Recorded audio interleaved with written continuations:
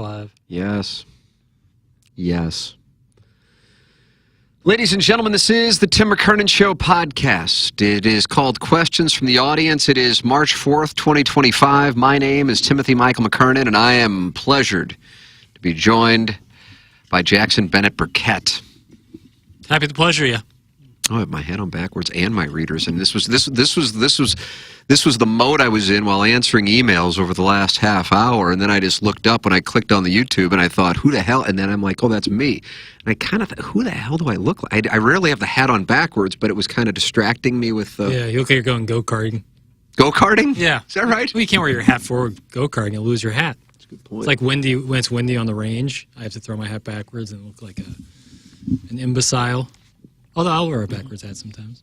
A guy named Jose is not happy. Wow, another late start. This one is on Albie the Simp. Well, what would happen if I didn't get the last two segments of the show up? You can't win. Have you come to the conclusion that you can't win? Yeah, I came to that conclusion. I wonder when I came to that conclusion. Yeah, when did you come to the conclusion that you can't win? Because you didn't start this job knowing that. Now, no. Gangster Pete, see, this is when I'm looking at you, the readers, that I'm blurry. I need to read, it's perfect, but when I'm looking far away. Yeah. Gangster Pete told you on day one not to care about the opinions of people who don't know you. Yeah. So that should have been foreshadowing that you were about to go down a road that he was leaving and warning you about. Right. And I think that definitely helped with some of the criticism, but understanding that you truly can never win. That probably took about a year or two of me trudging along to figure that out. Mm-hmm. And once I did, it's really liberating. Because if you can't win, that means you always lose. That's the thing. Yeah. That's kind of... And if it becomes the boy who cried wolf. Yeah. If you're always bitching, then... you lose the credit. That's what I was scrolling through videos last night with my 3-year-old. Why, I have no idea. I really don't know what brought this on now that I think about it. But he looks at his brother, who is 4 years older than him, and assumes that it's him because he can't realize that he was a baby. And in one of the videos that I had recorded of my now 7-year-old, he was talking about being the boy who cried wolf. Because I was telling him, I said, You're the boy who cried wolf. Yeah. You're always saying this, and then it never happens. You got no credibility, Jack. Yep. That's what I was saying. It's a hard lesson to learn, but it's applicable your entire life. So if you're always bitching, if you're always telling people something's going to happen and then it doesn't happen, well, then you are the boy who cried wolf. Yep. Yep. Yeah, once the outcome is predetermined, if you understand that you'll always lose, then you kind of, you don't have to worry about it, It's like the Washington Generals. You think they're out there worrying in the pregame locker room. They're doing their jobs. No, they're losing. You're welcome to email questions in. Got a good batch here too. I got to go to the QFTA file. Tim McKernan at InsideSTL.com. You like our merch? Are you wearing any TMA merch or not? No. TMASTLshop.com. We got some new stuff coming out. I'm excited about Starter Packs was sending me stuff from a remote part of the world. Wentzville? Not that remote. Yesterday, and looking forward to that on TMASTLshop.com. This is the Blackout Collection, I believe is what Mike Flanagan calls it. Yeah. What am I wearing here?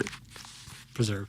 Oh, the Preserve hat, which you've played. Yeah, that was awesome. Jackson got to play my special place. Jackson played with my special place. I did, and we started the title off, Jackson played with my special place. Boy, that might be used against me one day. It was awesome. As an oasis in a land that really is also kind of all an oasis, but that place is awesome. Yeah, so I wore this to my son's basketball game on Saturday morning, and somebody says, "Is that a Phillies hat?" We were trying to figure out what that hat is that you're wearing. I said, "Oh, it's the Preserve at Iron Horse, which is the name of the course." Yeah, that's their hat. Yeah, I've seen. So when we were down there a couple weeks ago playing, and I think I'm going back here in 10 days.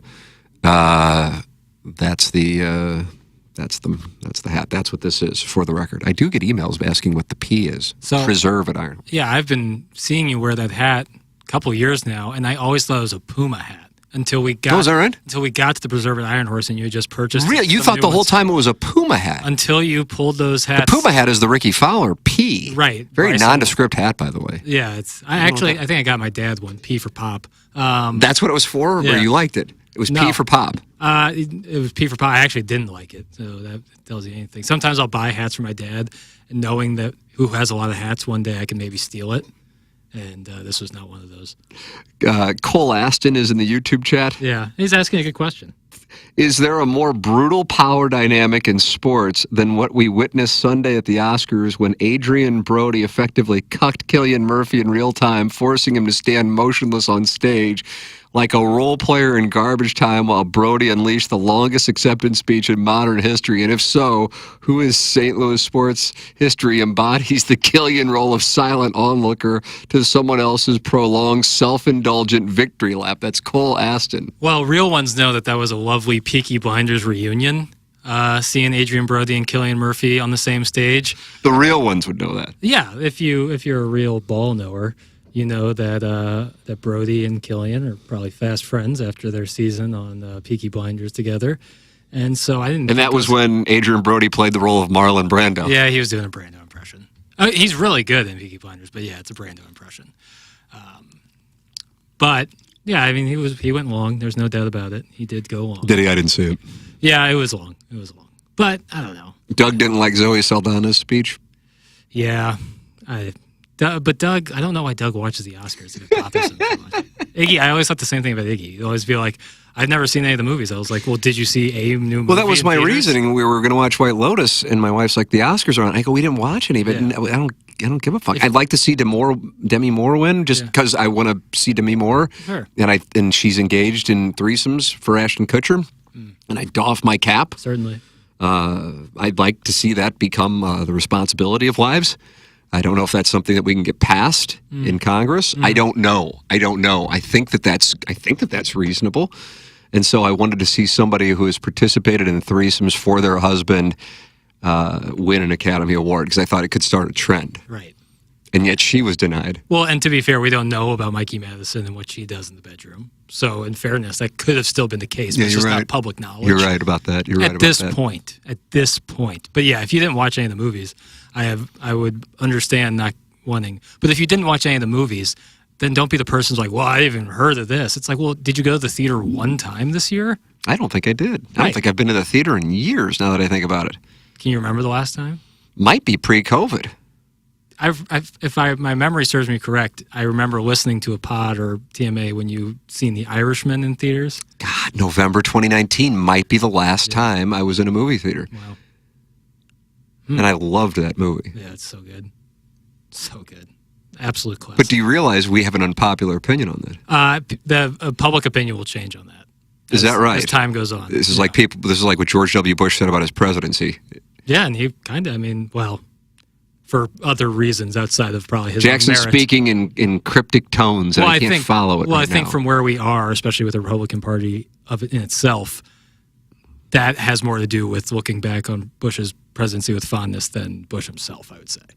Jackson Burkett, his thoughts on presidential history here on QFTA. We have that, and then also Jackson using his hands on me. Those are our two working titles of today's episode. This podcast is brought to you by Mark Hanna of Evergreen Wealth Strategies. He's online at evergreenstl.com.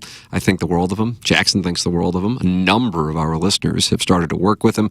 Get a financial advisor. You know what I'm listening to? And I almost feel like this is square to talk about. And by square, I mean, like, I'm talking from a gambling standpoint, not like somebody would say to somebody like in 1962. L7 weenie. But God, I can't get enough of it. I love when I find a book that I can't wait to read, or in this case, now I kind of am listening to it like a podcast. And I just wish it existed. And I know it couldn't have 25 years ago when I was coming up right out of school.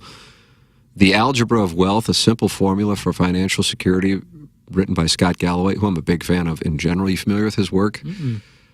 Professor at NYU, I believe. But God, it's really for people probably more in your range. But I just, have been listening to it. And some of the stuff, and I just go, God, I wish I knew this stuff then. Oh, Mark Hanna can help you out with that. 314-889-0503 or go online at evergreenstl.com. Also brought to you by the great James Carlton of the Carlton State Farm Insurance Agency, online at carltoninsurance.net. 415 five-star reviews for James. I'm a client, and I have been for 6 years.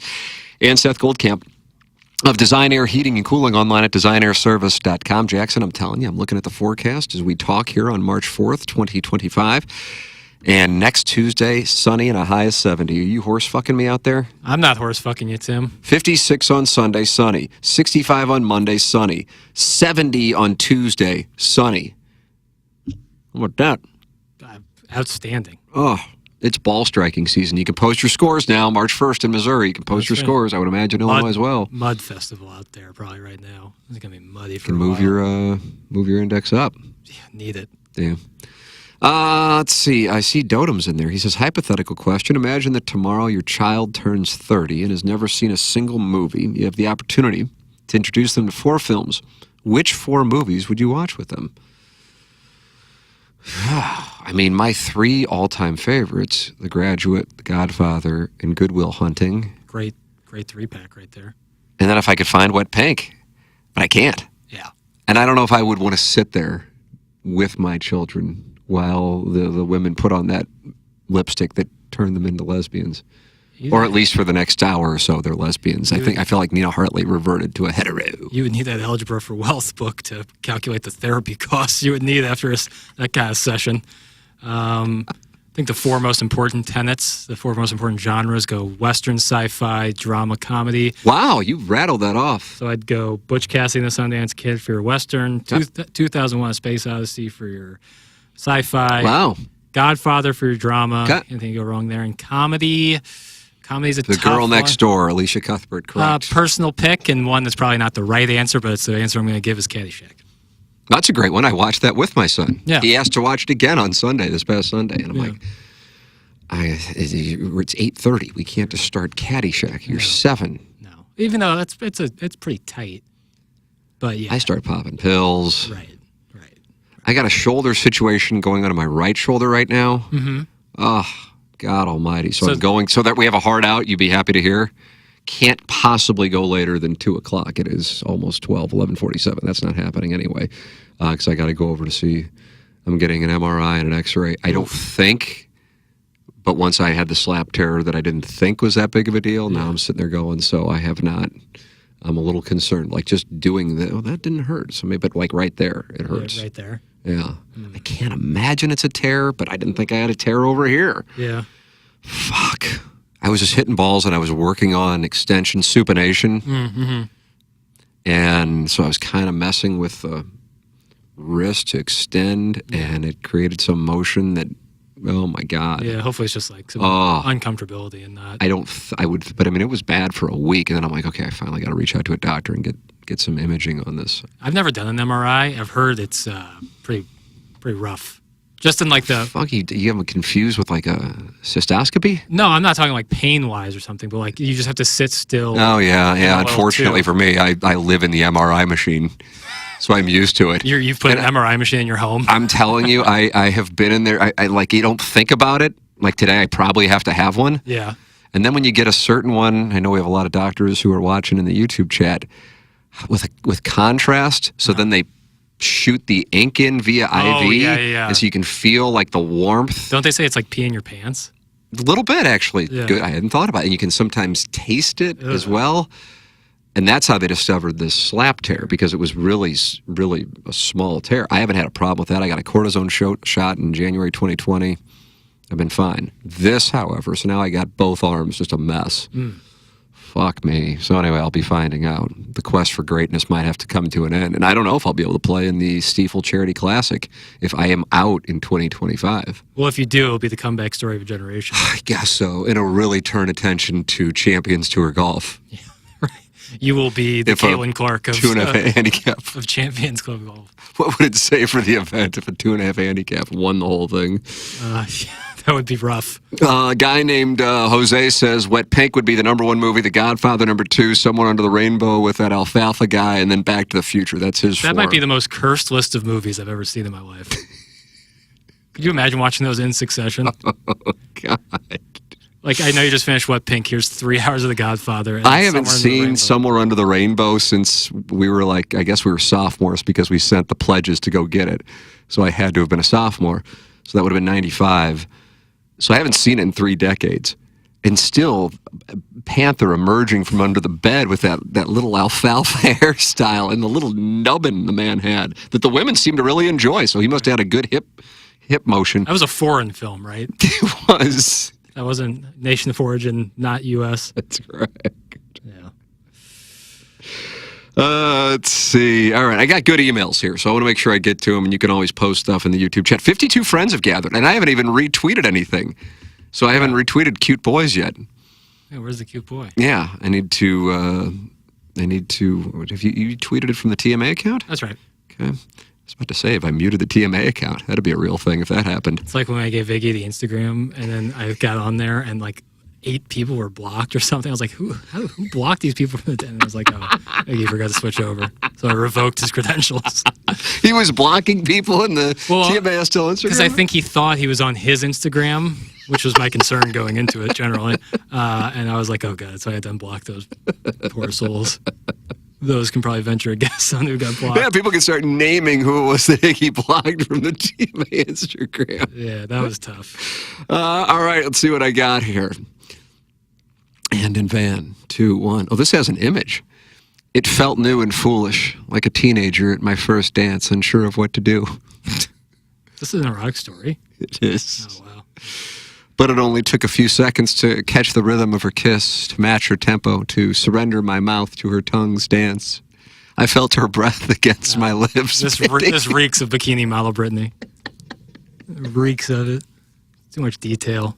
Intuitively, my hips pushed forward towards hers, and wordlessly, without breaking the kiss at all, she pushed her knee forward and up, sliding it between my thighs, pushing the skirt of my dress up until the top of her knee was against the juncture of my thighs. I know I get a lot of shit from my multi-syllabic words, but wordlessly either isn't a word, or if it is, it shouldn't be used. Just silently. I think it was brilliant, and I disagree with you. Her knee B-O-M-G. Oh, it's for sure Bikini Model Brittany. With his toes. Thanks to the shorts she's wearing, and when the warmth of her skin pushes against my pants, my body jolts. Bikini Model Brittany, email of the day spoiler, take care, polar bear. You preface this with, I have some good emails today. And that was our lead-off hitter. That one came in right before we went on. I'm like, oh, it's going to have to be the lead-off hitter. That's good timing. All right, got some legitimate good ones as well, and something just popped up. Oh, yeah, I wanted to ask you about this. Okay. Buck Swope is not happy. Oh, well, again. This is going to have to be tended to on TMA tomorrow. All right. He texted me trash at 11:01. Trash? Because Doug was going to vote for him for the Design, Air, Heating, and Cooling email of the day today. Yeah. And then I'm like, I know I'm voting for Buck Swope, and there's only 3 of us, and in my mind I'm thinking, we're late. Yeah. And there's nobody to break the tie, so I hope that Doug picks Buck Swope, or you pick Buck Swope, because that's who should win. And then Doug picked, he said, Buck Swope was the best, but I'm going to go with JV Golf, something like that. Then you picked, I don't know what you picked. Don't think, just think. That was a great email. And then I'm like, I got to go with one of the 2 because we don't have a tiebreaker, and then we're going to take up more time. We're already in a different time slot, so that's not good. Yeah. So I said, I think Buck Swope's was the best, but if I have to go between those 2, I'll go with JV Golf Coach. That's when Buck Swope texted me trash. And I said, I'm protesting on your behalf. And he said, you're the tiebreaker. I said, I support your case for me having 2 votes. I thought Doug was going with you and the victory was yours. He said, even JV Golf Coach thinks I was robbed. In the past, when it's a tie and there's no more votes, your vote has carried the win. He said, this will be addressed immediately tomorrow morning on the show. And he said, I feel like I was literally robbed of $20. He can have it back. I'll pay him. I don't give a shit. If it shuts him up, holy fuck. Sounds like we don't need to tend to it now on the program. He can have it. His. Buck Swope. Big dub. I don't feel the passion in your vocal tone. I want you to know that. Well, I think he should understand it's a special circumstance. Chairman Kurt's out. And it did take $20 out of his pocket. Yeah, that's true. Yeah. I guess today, and the special circumstances, there was a prize on it. It was a $20 prize. Yeah, I'm Venmoing. Yes, so it's a special. And he felt like yesterday's emails were garbage, and he was filtered out because Chairman Kurt wanted to let new people write in. You can't just go till like 11:05. Like there's another show. There's just another show. Buck Swope's going to have your ass. Yeah, you can have it. I love a feisty Jackson. Hubba hubba. That's from MD 2020. Suck it, Swope. LOL. That's from John Scores. Buck Swope did have a good email today. It was it was a really good batch. It was a good. Right at the end, he killed it. I don't even remember what the line was, but I know I enjoyed it. I can't remember. It happened literally 30 minutes ago. I already can't remember. Forgot it. No idea. It was a good email. Ball and beer batch. I had to get one last year and asked why the tube was so small. They told me I had to go in the pediatric one because the hospital patients were large and needed the adult ones. Although she must be talking about MRIs. MRI, right. Yeah, she says if you're claustrophobic, it sucks. And I don't think I am, but I can't sit still. So I think that'd be a problem. It's kind of like, here, I'll give you my analogy. This will resonate with maybe 0 people. It's like when I'm running a bluff in a poker tournament, like a poker tournament I care about, like the World Series of Poker main event, not like a $30 buy-in hand job festival here. And I'm like, all right, I've got to allow my soul to leave my body, so I give off no tells. I do that same thing when I'm in the MRI machine. Okay. And like the seconds peel off like hours. I'm just not even there. I don't even know where I go. I sometimes picture some of the threesomes I've been blessed enough to participate in, and that puts me in a good place. But then what if the MRI consultant all of a sudden sees my soft cow emerge? Much like Patrick Schwarzenegger getting that massage. Right. Which begs the question. Jackson can't wait to weave in White Lotus. At the end. We'll save it for the end. But I did wonder what kind of mechanism they used, because I hope that they didn't have him actually get aroused. So they have like a little what else has he been machine. In? I feel like I recognize him, but then I just know him because he's Arnold's kid. Right. Like I don't know. I don't think I've seen him. I'm gonna go check his CV. In the meantime, I'm gonna read your emails critical of you. Or text. Why does Jackson make the email segment start so late? Again, that's from Brian Henshin. Henshin is good. He's a good troll. $20? How poor are these listeners? That's from the Hunchback of Von Castle. In fairness to Buck, it's probably he is a principal guy. I will say that he's a priory guy. He wipes his ass with $20. Yeah, no doubt. He was in this. Patrick Schwarzenegger was in this spin-off. I knew somewhere of the Amazon show The Boys. The Boys. And they say in that way. It's a superhero kind of satire show, and then this was a spin-off of it. And I do remember him in that. He played like Golden Boy or something. Yeah. I enjoy him. I'm glad I could start all this drama. P.S. How do we get this Venmo $20? That's from Adam Welly. The hell's Adam Welly? I was saying maybe Adam's the guy who won yesterday. The Kermit the Bong. Kermit the Bong. And I said, email me, tmckernan at InsideSTL.com. Make sure to take your plug out before entering the tube, or that thing will get ripped right out of you. Oh, God. The butt plug gets ripped out of you during an MRI? I can't. There's no suction going on, is there? It's just imaging, right? It's just taking pictures of you. Yeah, I don't feel. And I've worn a butt plug in there a couple times. Okay, so there you go. That's proof is literally in the pudding there. Thank you. Hey, boys. Yes, you said my last name correctly with my email last week. Okay. Most people say the E instead of the I. My question is, I think that there's a chance this person emailed in last week, and we read the email.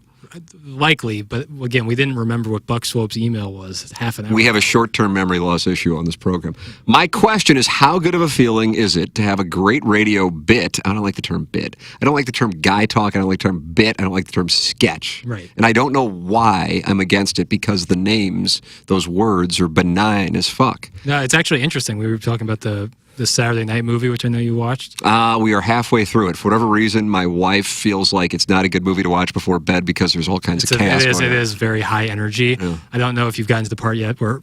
Spoiler alert! This fucking guy. Robert Wool. Arliss. Has to bring back Arliss.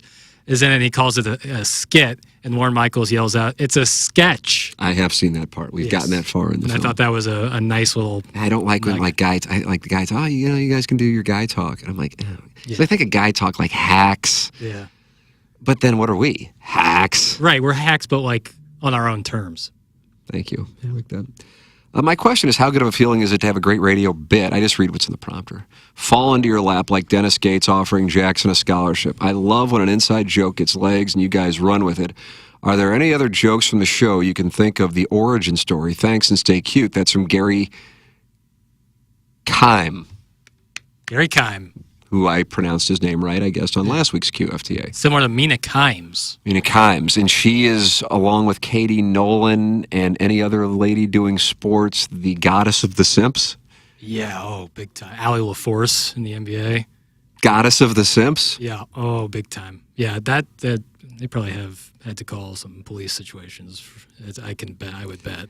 That's an uncomfortable spot. I'm more uncomfortable, actually, when on Instagram I see somebody that I'm like actual friends with, like real friends, not, as you call it, parasocial. Right. And they're like liking, like they're doing the simpy thing with like, or liking pics. I haven't seen any of my buddies white knighting. That would be really, but I mean, that would be in the comments, right? Yeah. But like when I see like so-and-so likes, I'm like, oh, fuck. Yeah, why liking of like celebrities, like why are you telling on yourself, Like just look at it, but don't like it. Yeah. It's like turning on read receipts. Don't tell on yourself. Like there's a part of me that if Ella Reese posted something other than a hiking video right. and you liked it, I'd be like, good for Jackson. That's right. But then after a couple times, I'd be like, all right, Jackson needs to settle down. I think I've told the story of a buddy's friend of mine whose dad didn't realize his Twitter was public, and he kept adding porn stars and being like, hello from St. Louis, Missouri. We had a guy, we get these fucking hillbillies that are still upset about that we're on 101. And it's just like, I forced them. Yeah. I did it. Yeah. But whatever. And they'll like tweet at the show or at me, and there was some guy. This is great. I mean, this is gonna our audience is gonna track it down too. And I couldn't tell if it was like a TMA parody, like mocking like a hillbilly, right. But I think it was a real hillbilly. Oh, the best. And he follows all these like BBC slays wives.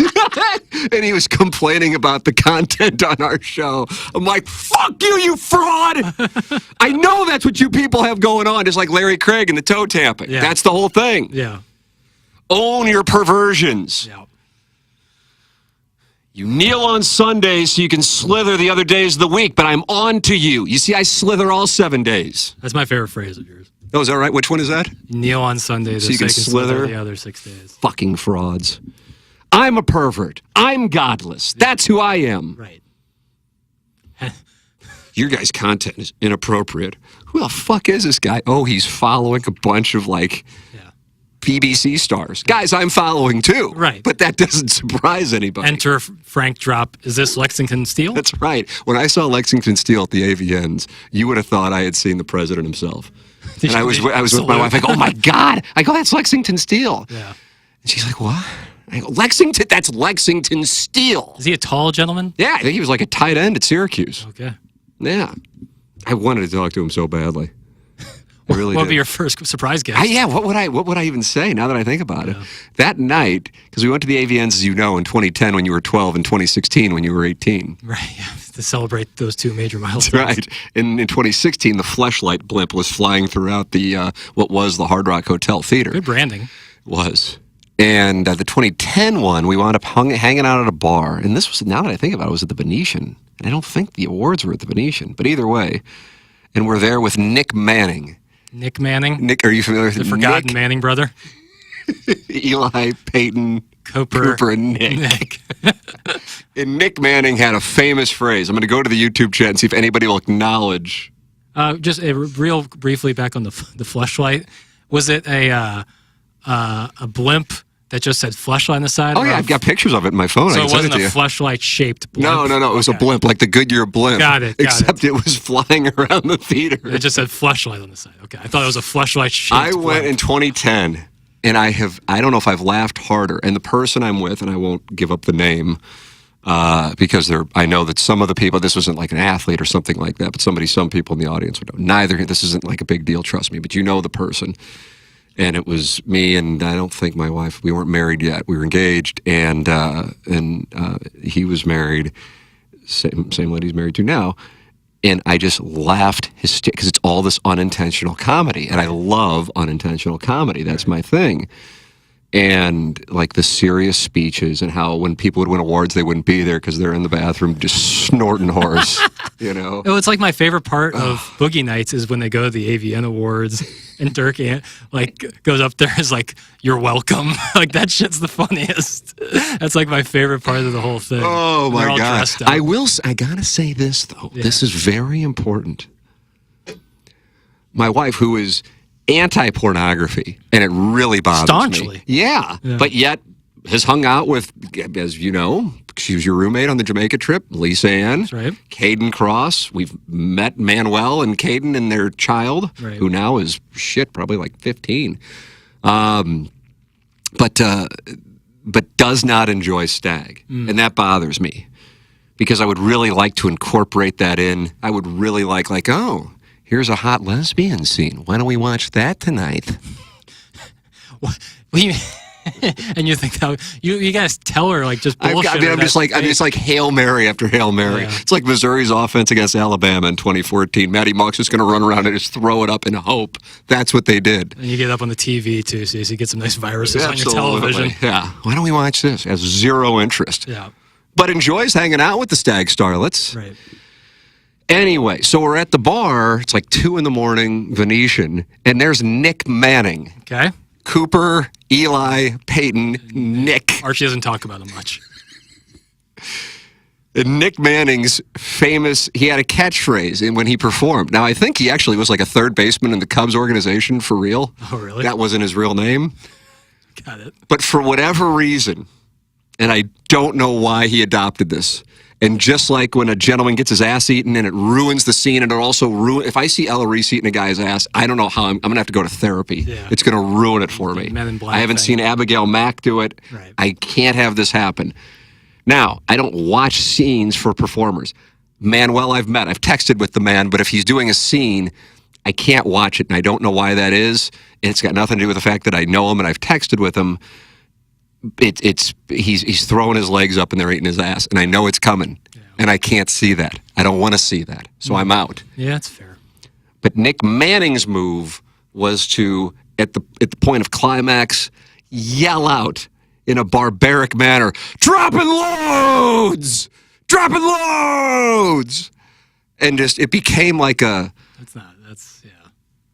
So it became, I listened to the Holly Randall podcast, and they were talking about how it became an issue with Nick Manning because it's kind of like Larry Sanders reference. Hank Kingsley felt the need to always say, "Hey now." I was going to say, like, is that the porn equivalent of schwing? It's the porn equivalent of "Hey now." Yeah. So I think in one of the episodes at the tail end of Larry Sanders, Hank Kingsley got a guest spot on, it was a program that was popular in the 90s, Caroline in the City, I believe. Okay. I can't recall who was in it. Was that Jennifer Jason Leigh? Was that Leah Thompson? I get them confused. And is that racist? I don't think it can be. And so he got this opportunity. He's looking for a job because Larry's shutting down the show and he knows he's done. It's like the third time he moved to Montana. and so he gets the spot, and they're like, "Okay, we'll have Hank on." And all right, and action. And Leah Thompson comes to the door, and as opposed to him doing his lines, he opens up with, "Hey now, I've got an issue with my plumbing." And they're like, "Hank, let's do that again." They do a second take. He says, "Yeah, I got a problem with my plumbing. Hey now." Because he had to do his... Branding is important. Right. And so Nick Manning, it became an issue that they got to the point where they would just turn off the audio and dub in white noise because he was insistent on screaming and so loudly that the shotgun mic would pick up, even because he's screaming, dropping loads at what is a critical moment in the scene. It's just not... Anyway, we hung out with him. Yeah. Did he say that when you were hanging out? I don't believe so. But sometimes, like last night, as I was saying, I was scrolling through pictures. Did I say this on the podcast, or was I scrolling through pictures with my younger son? Yeah, Boy Cried Wolf. And I scroll the way back, and it goes back to 2010, and there's a picture of my wife with Nick Manning at the bar. And I wonder, will I get to tell my children about the history of this picture at some point in our lives? And I hope so. Yeah, I don't know what would be more awkward. Yeah, them like knowing who it was later in life, if when you just show them, it's like, oh, it's Nick Manning, or having to explain who. I think my children are going to be at peace. I mean, the one issue, my second son was conceived during the show in a commercial break. So there's audio evidence, and I believe it was Iggy singing. He was singing something. I don't know. What's her name? Damn it, I can't remember. It was some lady belting out something. I thought he was doing Journey when I came back. No, it was some lady. Maybe somebody in the audience knows. I'll find out. I'm gonna find out. John Scores says he loves Friday fish fries. They often serve spaghetti at those, right? They do. I like spaghetti. I don't necessarily observe the meatless Fridays as a good Irish Catholic. Dad, you don't even believe in God. It doesn't mean I stopped becoming a good Catholic. John Mahoney and She's the One. Have you seen that film? You know the answer to that. She's the One. That's different than She's All That.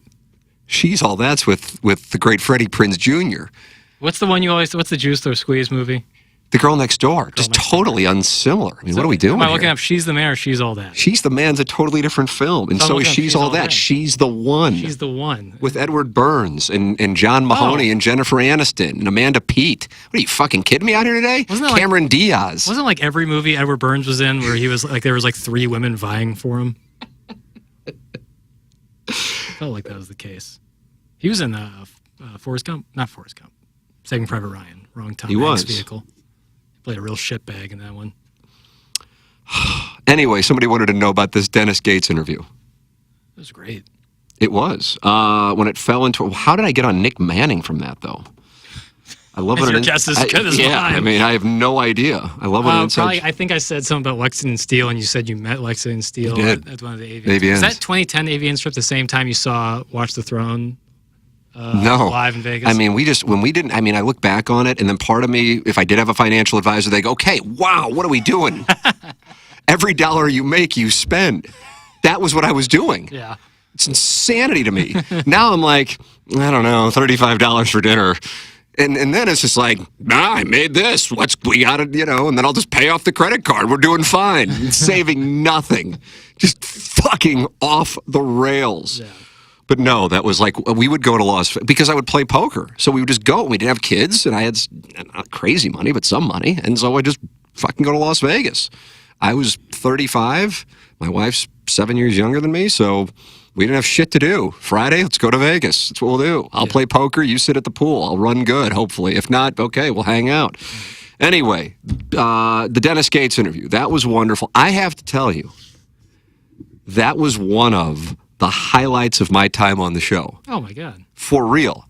Not because it was Dennis Gates, but for you. For real. I'm being dead serious because I know that meant so much to you, and I know how hard of a worker you are, great attitude you have, and I'm like, this is a great payoff for this guy. It was. And and that's why I asked if your parents were listening, because I knew that would mean a lot to your parents too. Yep. So but here's the thing about that interview. I went into it, and I've never had a conversation with him. And so all I see, and Gabe kind of talked about this because he was like, I guess, live tweeting the interview or something. He goes, the thing is, and this is what like the ball riders at spring training were saying when I think John Denton said to Ali Marmol, like, hey, you seem to have a lot more fun with those guys than you do with us. But that's not necessarily their fault because the format they have are these quick interviews, whereas our thing kind of lends itself to that. Yeah. But I didn't know what to expect, and I went into that interview actually kind of like when we have Kachuk on, I know it's going to be like ball busting, and he's going to call me dirtbag, and we're going to rip each other, and we're going to go on about our day. Dennis Gates, I don't know him. He wouldn't know me. I don't know him. And I'm like, he's a serious guy. He's got a game coming up. He's not going to be in the mood to play slap and tickle with us. Whatever. I'll let Jackson ask some questions about, take your pick of whatever basketball fundamentals, and then we'll move on. And then when it was clear he was giving thoughtful, really insightful answers. Like your thing about the suit led to a great answer. I mean, that was one, and the audience fell in love with the guy during that interview. Yeah. I think if anything, it's such a good reminder that like to reserve judgment on a personal level of a athlete or coach or even front office member until like you hear a more natural long form thing, because a press conference is so unnatural. Like no one talks like that. No one asks questions like that in any other circumstance or gives answers like that in any other circumstance. So it's really not a great barometer for a person. If you listen to a long form interview with somebody and then still come away like, I'm not a big fan, I think you've done your due diligence. But until then, That's a good observation. I think it's just a good reminder that like long form, like the interview we do with Dennis Gates, is a much more natural way of having a conversation as opposed to a press conference, and therefore you shouldn't like you said with Denton, like it's not their it's no one's fault. That's just how it's a defensive situation, right? Are there any other jokes from the show you can think of? The origins, the Ask Tony thing. You know, you got to go back. I mean, you got to be at this point probably in your mid to late 30s. You know, because that did happen in 2004, 2005, and 2006, and that was Martin doing the Tony La Russa thing. But then La Russa came on and participated in Ask Tony, which was outstanding. I know there's got to be other ones. Maybe people can email me and I can give some of the origin stories on them. I'm trying to think what else, because we've had people involved with the show. Kachuk laughed his ass off when Larry Plow was feeling a little awkward with the show, and he said, "Okay, let's talk hockey, guys. Okay, okay, thanks a lot, hey." So that's why when Kachuk leaves the show, he always says, "Thanks a lot, hey." Yeah. That goes back 20 plus years. Oh, what else do we have? I always wanted to know, like Lisa Ann was booked by Seymour, the Sea Monster, and I didn't know what. Like I knew Lisa Ann from her stag work, but I didn't know that she had the knowledge she has on fantasy football. So there was not a rapport there. And honestly, and maybe the audience would be able to tell me once again, how that went from she did, and she still does, maybe we can bring her back, hits on like 4 stations, like Houston, D.C., and somewhere else. And then somehow Seymour got her in with us. But she fell in love with the show for whatever reason. I don't know how that happened. I wonder if there's a Swope's Picks on that. And then on her own said she'll come to the Dotem. Yeah, that's unbelievable. And then, now she had been on the show for a little bit, but then when she came in, when Jay, we thought Jay was going to be at the original year-end awards in 2022, and she was going to come in to be at that because we were and on her own dime. Yeah. You know what I mean? Incredible. Like that's a real thing. And I'm not, this is just the truth. Do with it what you want. If there are thoughts that there are agendas for this, you're wrong. And then Jay passed away, and she still came in to be there to help raise money. I mean, it kind of fucks with those who automatically have the dogma that if you're a sex worker, you have to be a bad human being. I enjoy that and hold that up. But yeah, that was just Seymour booking her, and then there became a rapport, and then she came in on her own for the Dotem, like I think 3 years or something like that. Yeah. Then we hung out in Jamaica. Yeah. And I tell the story just because I don't think of it like, I guess I don't know. Like, I guess she's probably, I don't know how old Jenna Jameson is. Jenna Jameson, I feel like, was like the biggest porn star of all time. Does that name resonate with you? Yes, she's famous. Was she not on the Blink-182 cover? No, that's Janine, who I was a huge fan of, the one with sciatica. That's right. Call us in the spring. I'm Janine Lindemulder, and on top of it, when she's not clad, forget about it. Right. I mean, it's oh my God, forget about it. Because somehow, even though they're not real, just they look. It's the greatest thing in the world. Jenna Jameson's Entourage, right? She was at the. I think that's Jessie Jane, who also came in. Who came to our 4th anniversary party, if memory serves, 2009 at the Pepper Lounge, where Charlie and producer Joe had their IQ show. What an event that was! You had Charlie and producer Joe at the IQ Showdown. Jessie Jane there with Ryan Franklin, Colby Erasmus, Brendan Ryan, Timberfake, Jackie, who made her only TMA appearance ever. And we did something called Idiots Roundtable with Rudy, Timberfake, Jackie. I probably Colby Erasmus too. I mean, it was what? Just talking. Just talking. It was the greatest. And it was like recorded. Oh yeah. I mean, this shit. I got to tell you, this shit's brilliant. Yeah, that is really what a cast of characters right there. I mean, what an event. So Joe Thurston was there. Kat loved that Joe Thurston was there. He's a mad lib. Jenna Jameson was never involved with the show, but I think it as far as peak recognizability to mainstream people, it would be Jenna Jameson. But next in line, I think you would agree with me on this. 100%.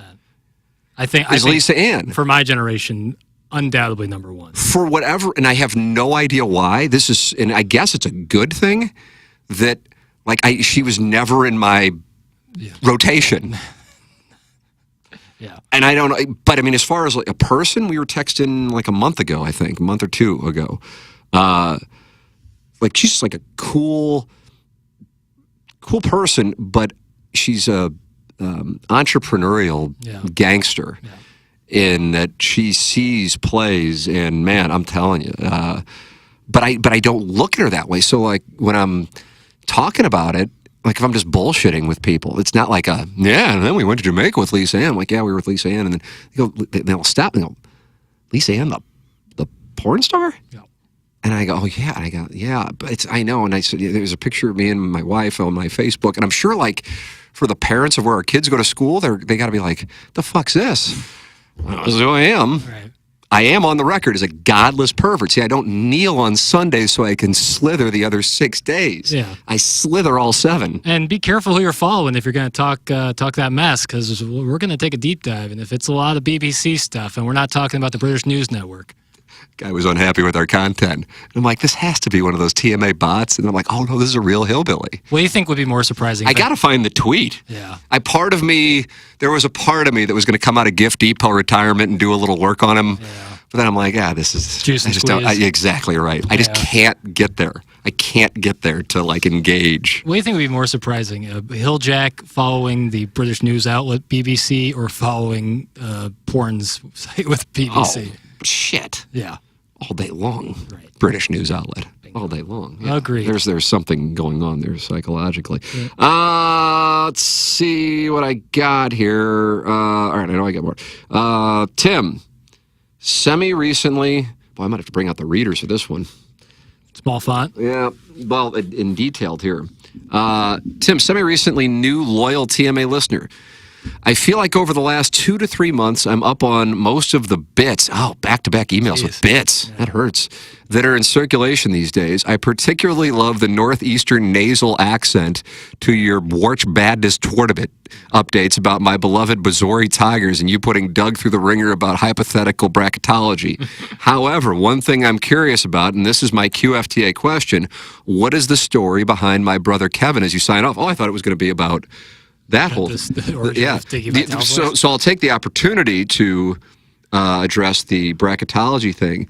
I don't know what 330 days of the year people say the word tournament that way. Yeah. In March, tournament. It becomes a tournament. Now I know that is an East Coast thing, in particular a Northeast thing, maybe Mid-Atlantic and further north. Yep. You don't go down to like South Carolina and hear people saying tournament. But for whatever reason, ESPN's representation that covers the NCAA tournament all really gets worked up about like this tournament, like it's this precious little, you talk about the tournament and they get really excited. It builds up. And then the next thing you know, you type Dick Vitale gifts in and there's one where he's a cowboy and he's acting like he's riding because he's so excited about the tournament. It's like on Zoom too. It's the best part about it. The excitement level. Like, I love the Masters, but there's not a part of me that's going to act like I'm riding a horse with a cowboy hat because I'm so excited about it's Masters week. Yeah. And I'm just in awe of it and then start pronouncing a word that I pronounce the rest of the year differently because it's Masters week. Yeah. Well, Dick Vitale is like possibly the most unique sports personality in the way he delivers everything. And he, by the way, is the greatest. He is such a good guy. And there's this thing, and I don't know why this goes on, but whatever, it goes on. No, I heard. Oh, yeah. I got to know. Yeah. No, a friend of mine worked with him, and he said, but Dick Vitale, I think, is as pure as it gets. And yeah, maybe he had a bad day one day. I have no idea. But overall, I just think he is his love for college basketball. It's so genuine. It's beautiful. That is why with you and Dennis Gates, I'm like, I know this means so much to you. Yeah.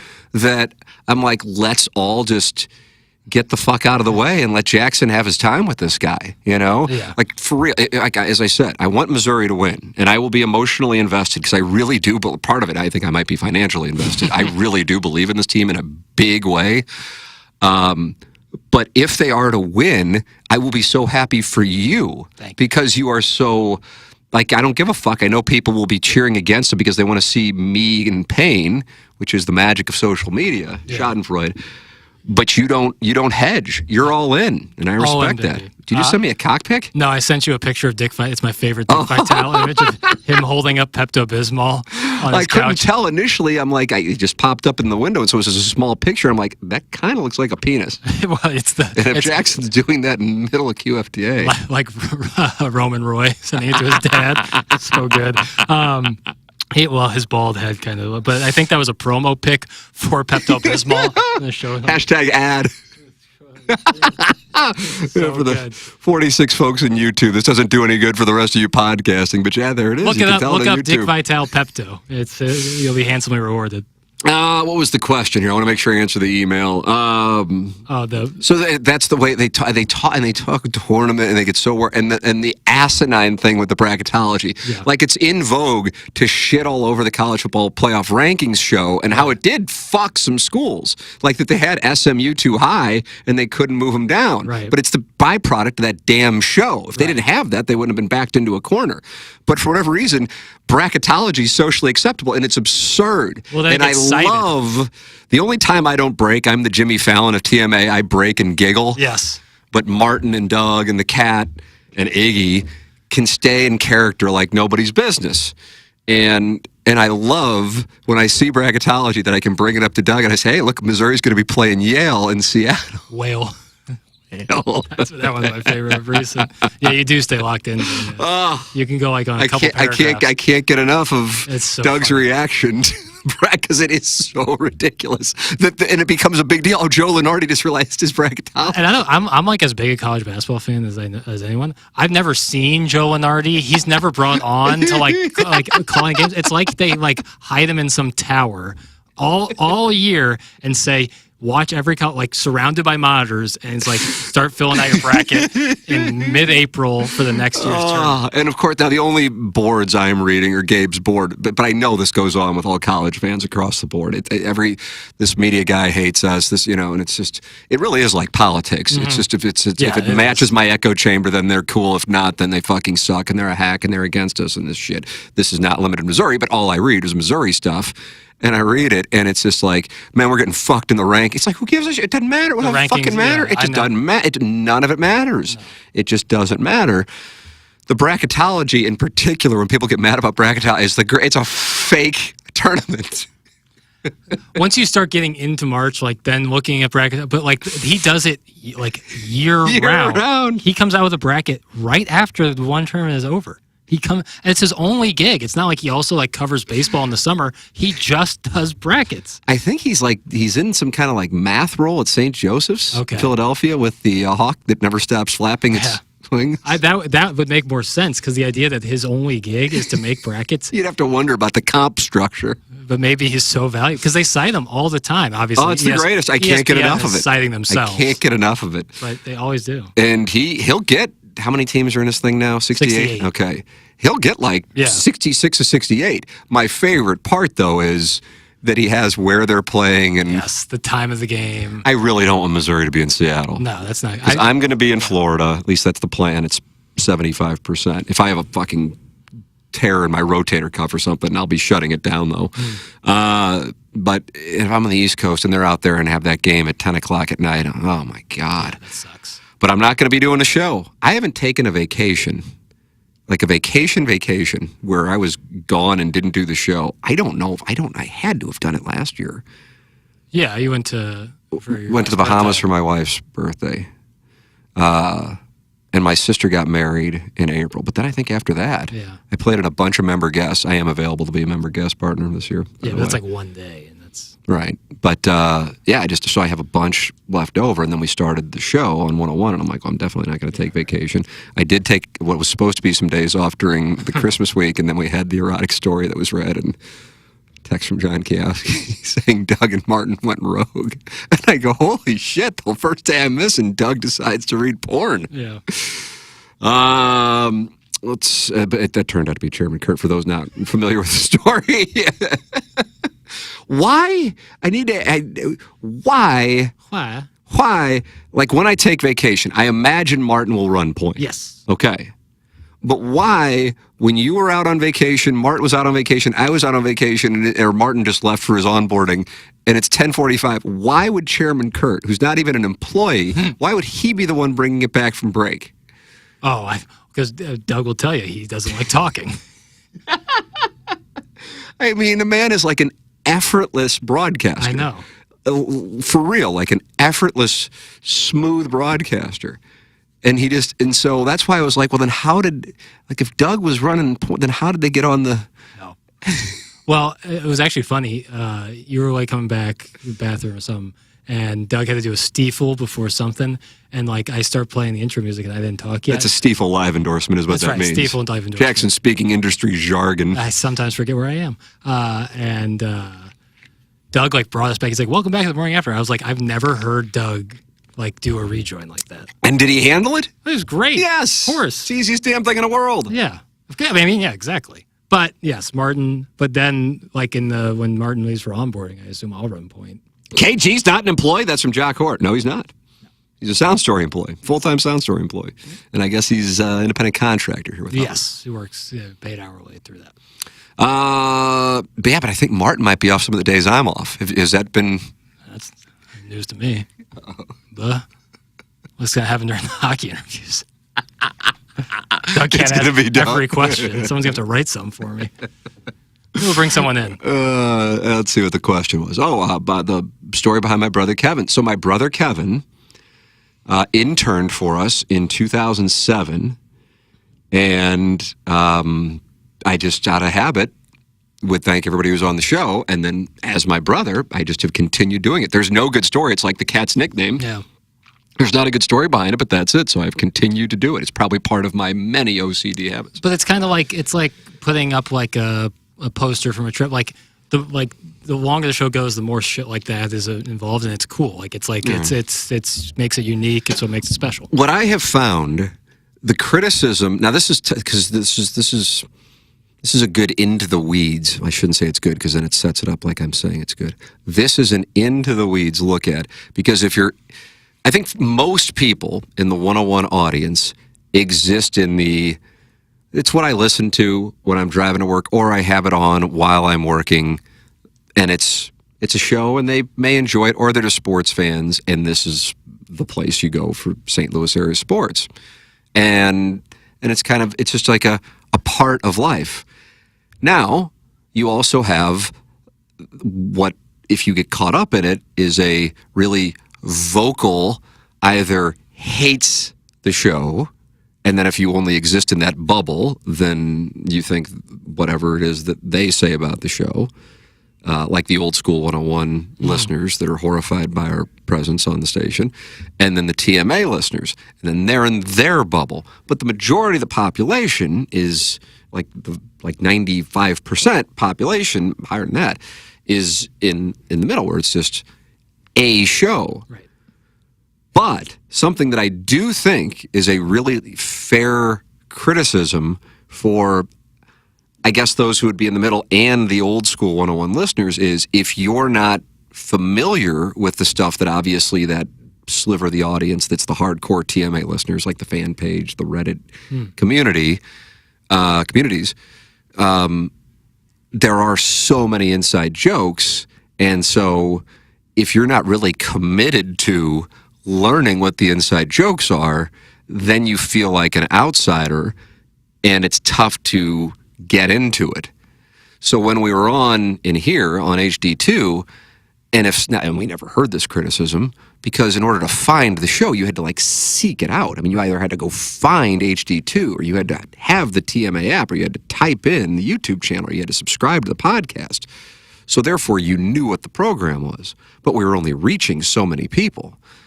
And then you go to 101, and now a bunch of people, I mean, a really large number of people didn't know the show existed. Like Doug jokes. I've got friends who say, I didn't know you got back into radio. And I've been doing this since 2007, but they didn't know because it's been on these random AM stations or on HD2. And so there is something to be said for the history, but also... Yeah, kind of towing explain that it. So I appreciate when somebody, such as, I don't know if this person wants their name read, doesn't say, asks a question for the origin story on, I guess the last two emails have been on origin stories.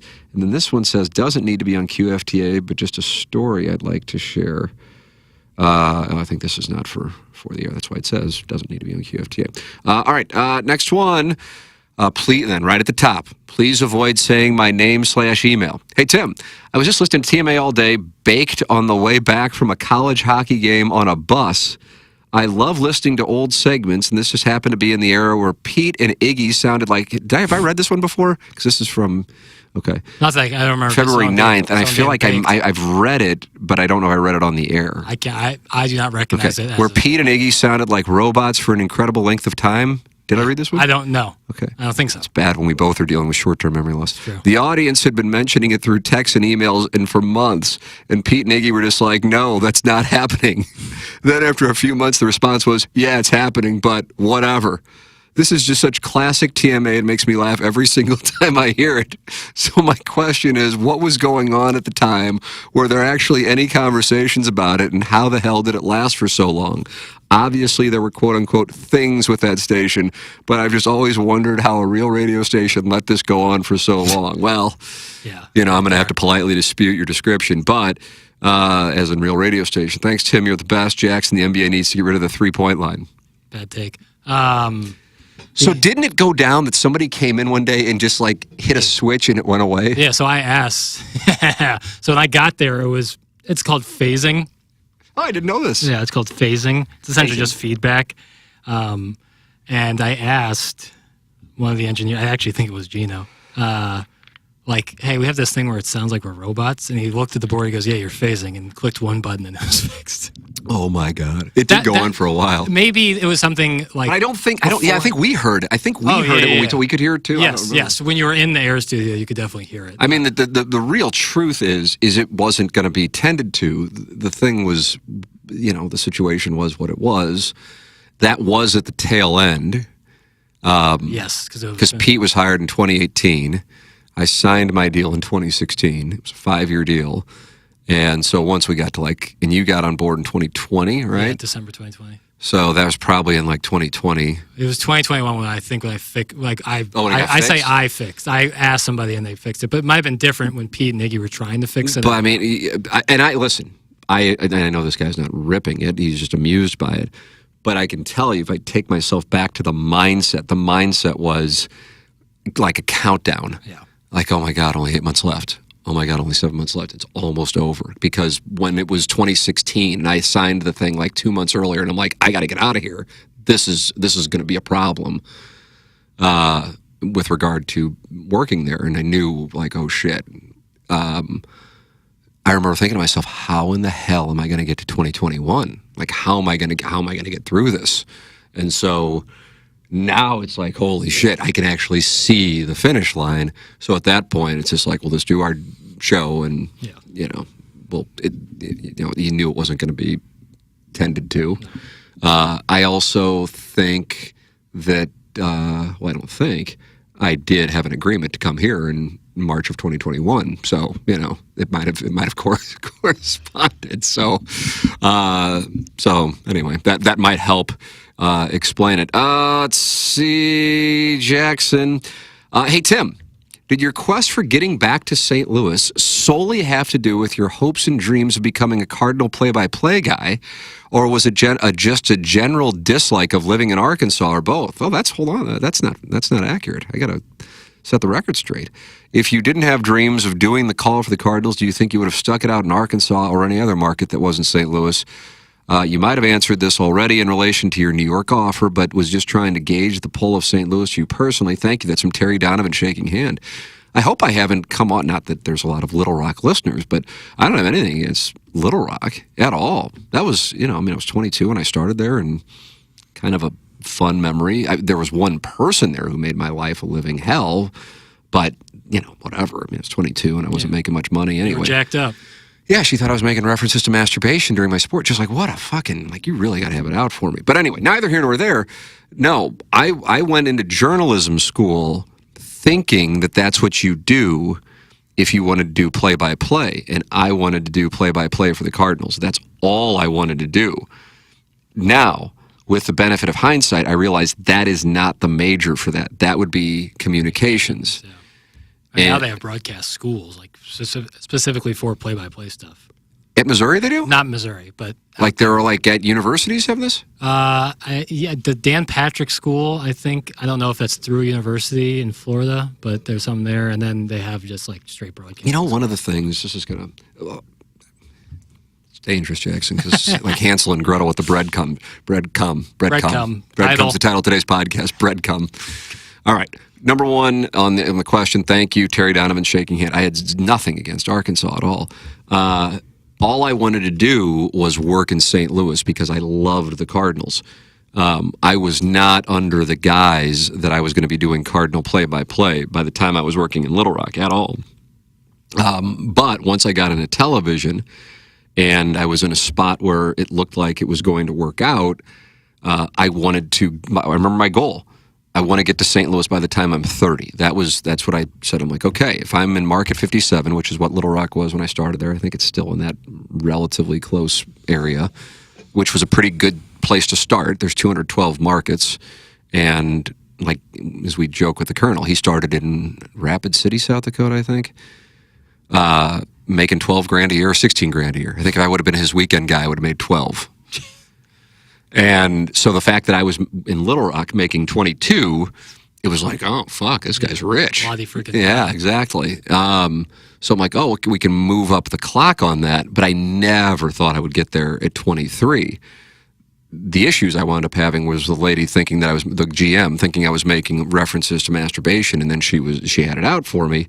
That I just needed to get out of there because I was like, I'm going to lose my job. And if you lose your job like a couple months into your first job, you're fucked. I mean, I don't know. Yeah, I don't know how you get out of that. Yeah. So it had nothing to do with Arkansas, but it didn't matter where I was. I, at the time, wanted to go back to St. Louis. And it was all about the Cardinals, really. The fact that the Rams got good at that time was like a punchline because they had been so bad. And while I remember driving from Fayetteville to Little Rock when the Blues were playing the Stars in the 1999 playoffs for job interviews, and driving through a thunderstorm in central Arkansas, the Blues play the Stars. I think the Stars might have beaten them in overtime, and I was listening to it. The Stars went on to win the Cup that year. Hull skate and the crease issues in Buffalo. But I was listening to the Blues and Stars playoff game, and I loved the Blues too, but it was all about the Cardinals, all about a love of baseball. So that wasn't anti-Arkansas. And also, I thought that it would take, if I'm lucky, I didn't even know if I'd get to St. Louis, it would take until I was 30. Now, the local television news business now doesn't work that way. You can, go right from Columbia, Missouri to St. Louis, first job. That brings me to the book I'm telling you about that I love. God, and whenever I will do people's podcasts, and I'm happy to do it, so I'll be people's member guest partner this year, and I'll be their podcast guest. Yep. And also, I'd like Ella Reese on the show, if at all possible. Daisy Chain. Preferably. Galloway, what the fuck's his first name, Jackson? Scott. Do you know? I think it is. I think you're right on that. So you are familiar with him? No, I just remember saying it? Yeah, Scott Galloway. His big thing, and it goes against what I have said, and it's causing me to re-examine. Don't chase isn't a good word. It's got a negative connotation. Don't pursue a profession that is your passion. Pursue a profession that matches your talent. And I've always said, find something you love to do and find somebody to pay you to do it. And as I hear his reasoning for it, I have to say he makes a really good case for it. And essentially, to summarize, I mean, he certainly goes into detail in the reasoning. But to summarize, if you are in a passion industry, there is a really good chance you're not going to make a lot of money. Right, because a lot of people have that passion. Exactly right. Which gets me into why I was thinking the way I was. And when I got the job at KMOV, I can't remember the exact number, but it was something like either 180 or 220 tapes, and I got the job. I mean, if you were told you have a 1 in 180 shot, and that's what you're going to base your whole, you wouldn't do that. Like, I wouldn't think that way now. Now, at 22, it's like, well, I'm the greatest. Of course, I'm going to get the job. And that's where I think a lot of people are when they're in college. Well, I'll be the exception to the rule. And then all of a sudden, they hit 30, and they're like, holy shit, I'm fucked, Right. So just because I guess it worked out doesn't mean it's the equivalent, of somebody making a bad play in poker. And then you go, what in the hell were you doing? Well, I won, didn't I? It's kind of like the Arnotto bet. It's like mathematically you made a terrible bet. I might wind up losing, but it was the right bet. Right. I'm not going to bother attempting to explain that. I'd do it 100 times over because the only way it wouldn't work out is the exact way it's wound up playing out, and it still might work out for me. But either way, just because it works out doesn't mean the play was right. Yeah. You see what I'm saying? Totally. So I do start to, like I might need to be passionate about law or medicine or accounting, but that's where I can make all my money in an industry in which it's a good industry versus the passion industry, whereas not only is it tough to, number one, get the job, but the number two, when you actually want to raise, they go, leverage. there's 100 motherfuckers who would die to have the job. So the key thing for me in my career, it's truly the moment I really feel strongly about this, and I say it, and I know I've told the anecdote before, but because I do get asked by parents of people in broadcasting or people in broadcasting, had it happen yesterday, as a matter of fact, advice or, would you talk to my child? They're interested in broadcasting. The seminal moment was Howard Stern hosting for whatever reason, a press conference in studio, and I don't know what was going on. Maybe it's when he was going from terrestrial radio to Sirius. I have no idea. And all these people were asking questions. They were television reporters, and he said, look at you. You all think that you're such a big deal because you're on television and a few people know who you are, but your TV stations could fire you today and it wouldn't impact their business in any way. You're all replaceable. And he was, and now he said it, and I know that comes off incredibly crass, but my God, it's 100% true. So you need to have a material impact to your business's bottom line, otherwise you're replaceable, which you can say for any industry. It's just so rare to have it in this particular industry. And therefore, more often than not, and by more often than not, God, I would say 95+%, maybe even more than that, are replaceable. So when people go, oh man, that sucks, you got fired, it's like, no, I mean... Right. And yeah. You chose the field and you didn't do anything to make yourself irreplaceable. Right. What the fuck to say? I mean, this is the game. And, so number one, I wouldn't recommend people doing it. And then number two, if you do choose to do it, here is how you win. You win by generating revenue, and that revenue follows you wherever you go. So if they fuck with you, they lose money. Otherwise, you are a gaping hole waiting to be impaled. Yeah, I couldn't put it better myself. So... That's God. If I wouldn't have seen that, Ann when she was on Howard Stern and talking about how she owns all her intellectual property, like TMA would have ended with 1380, I guess, because we started the morning after. It was the morning grind at KFNS, but it would have ended at 1380. I mean, that was just. These are just like I didn't think this and then get it. I stumbled into it, and these things stood out in my mind. But God, it's what matters. And I would imagine most people understand it. But I'm not trying to reach like the person who isn't in this industry. I'm trying to reach like the 19, 20, 21, 22, 23-year-old who's pursuing this industry and going, hey, you can do it. Caveat emptor, here you go. But if you're going to do it, this is the stuff that matters. You can do interviews and get likes on your tweets all fucking day long. Have at it.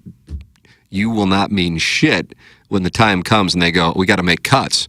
Unless it's like, oh, fuck, if we cut him, we're going to lose this account, this account, this account, this account, this account. Well, shit, this guy, he brings in money. Protected. Yeah, that's the game. Just like any other business, but I think audiences and, even worse, people in the industry don't realize that is actually how you keep score. That's it, period. There's nothing else. There's nothing else to it. Yeah. Now, in order to be able to have advertisers, you, of course, have to have an audience.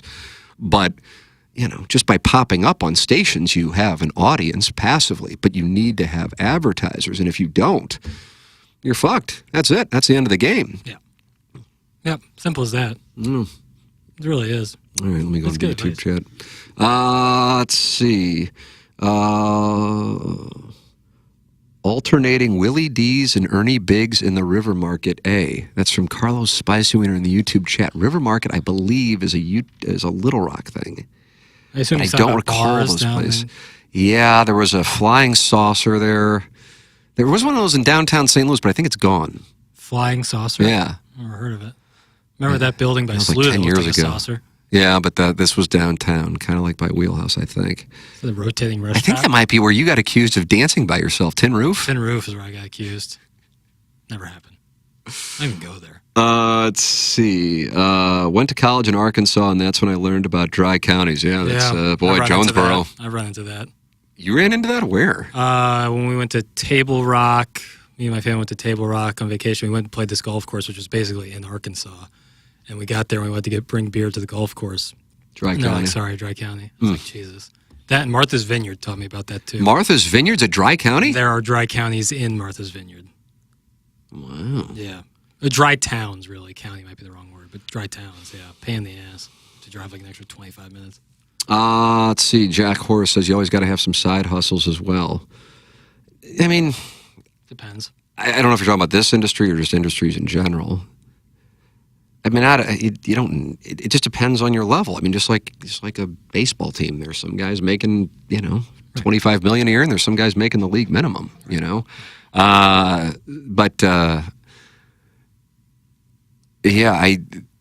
it's like that. One of my buddies who might be listening to this. He's a great guy, huge fan of his. One of my favorite people, as a matter of fact.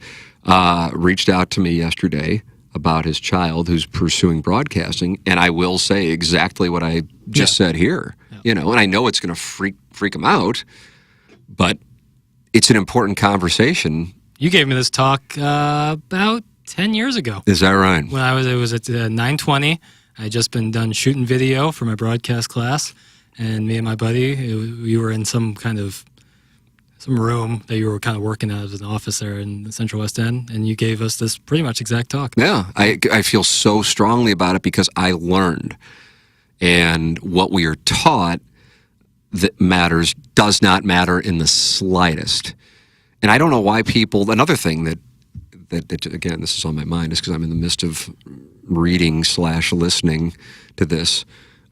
He also says people should talk openly about money. I would do it in a heartbeat. One of my things that I wanted to do at 920, I guess, because that was really the only station I truly operated, albeit a time brokerage agreement, was to publicize inside the staff, and then perhaps even with the audience, what each show's advertising revenue was.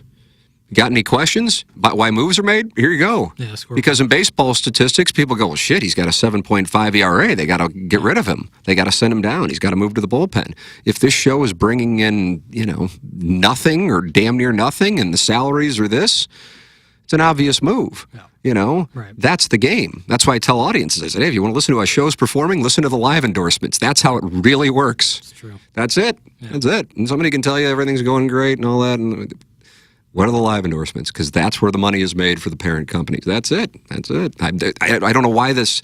So he's like, yeah, talk openly about money. I think because it only benefits the employer and the people with the money for people not to know, for the proletariat to not know what everybody's making. Yeah. Quick story that's not mine, but I'll credit Bobby Fairways, who I often talk about. Bob does Sports Fame. Really funny I love guy. his delivery. Yeah, it's so funny. He, early in his podcast days, when he was just doing the podcast by himself, he had this really big interview coming up, but he didn't have any sponsors. And so to sound more official, he would do these fake Windex ads. He would do these fake reads. So he brought the person on the Zoom and was like, just give me a second, I got to do this Windex live read with total bullshit copy points so they would sound more official for this interview. I'm a big fan. Yeah. And I'm sure Windex was like, great, we don't have to pay a nickel for this. Yeah, free advertising. Weird company to pick. That would be the one advertiser who shows Windex. That guy, I've just become recently familiar with him. He's really fucking funny. God, he's good. Is he a good golfer or is he shitty? Shitty.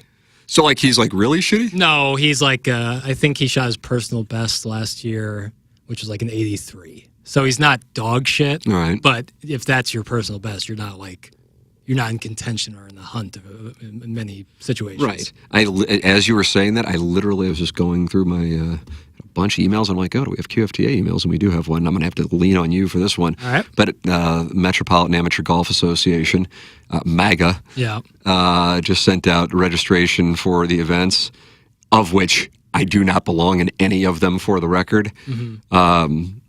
And those are coming up, and I think to myself, part of me wants to do it, but I need to play last and not play with any of the guys who really can win it, Right. and see what I would shoot.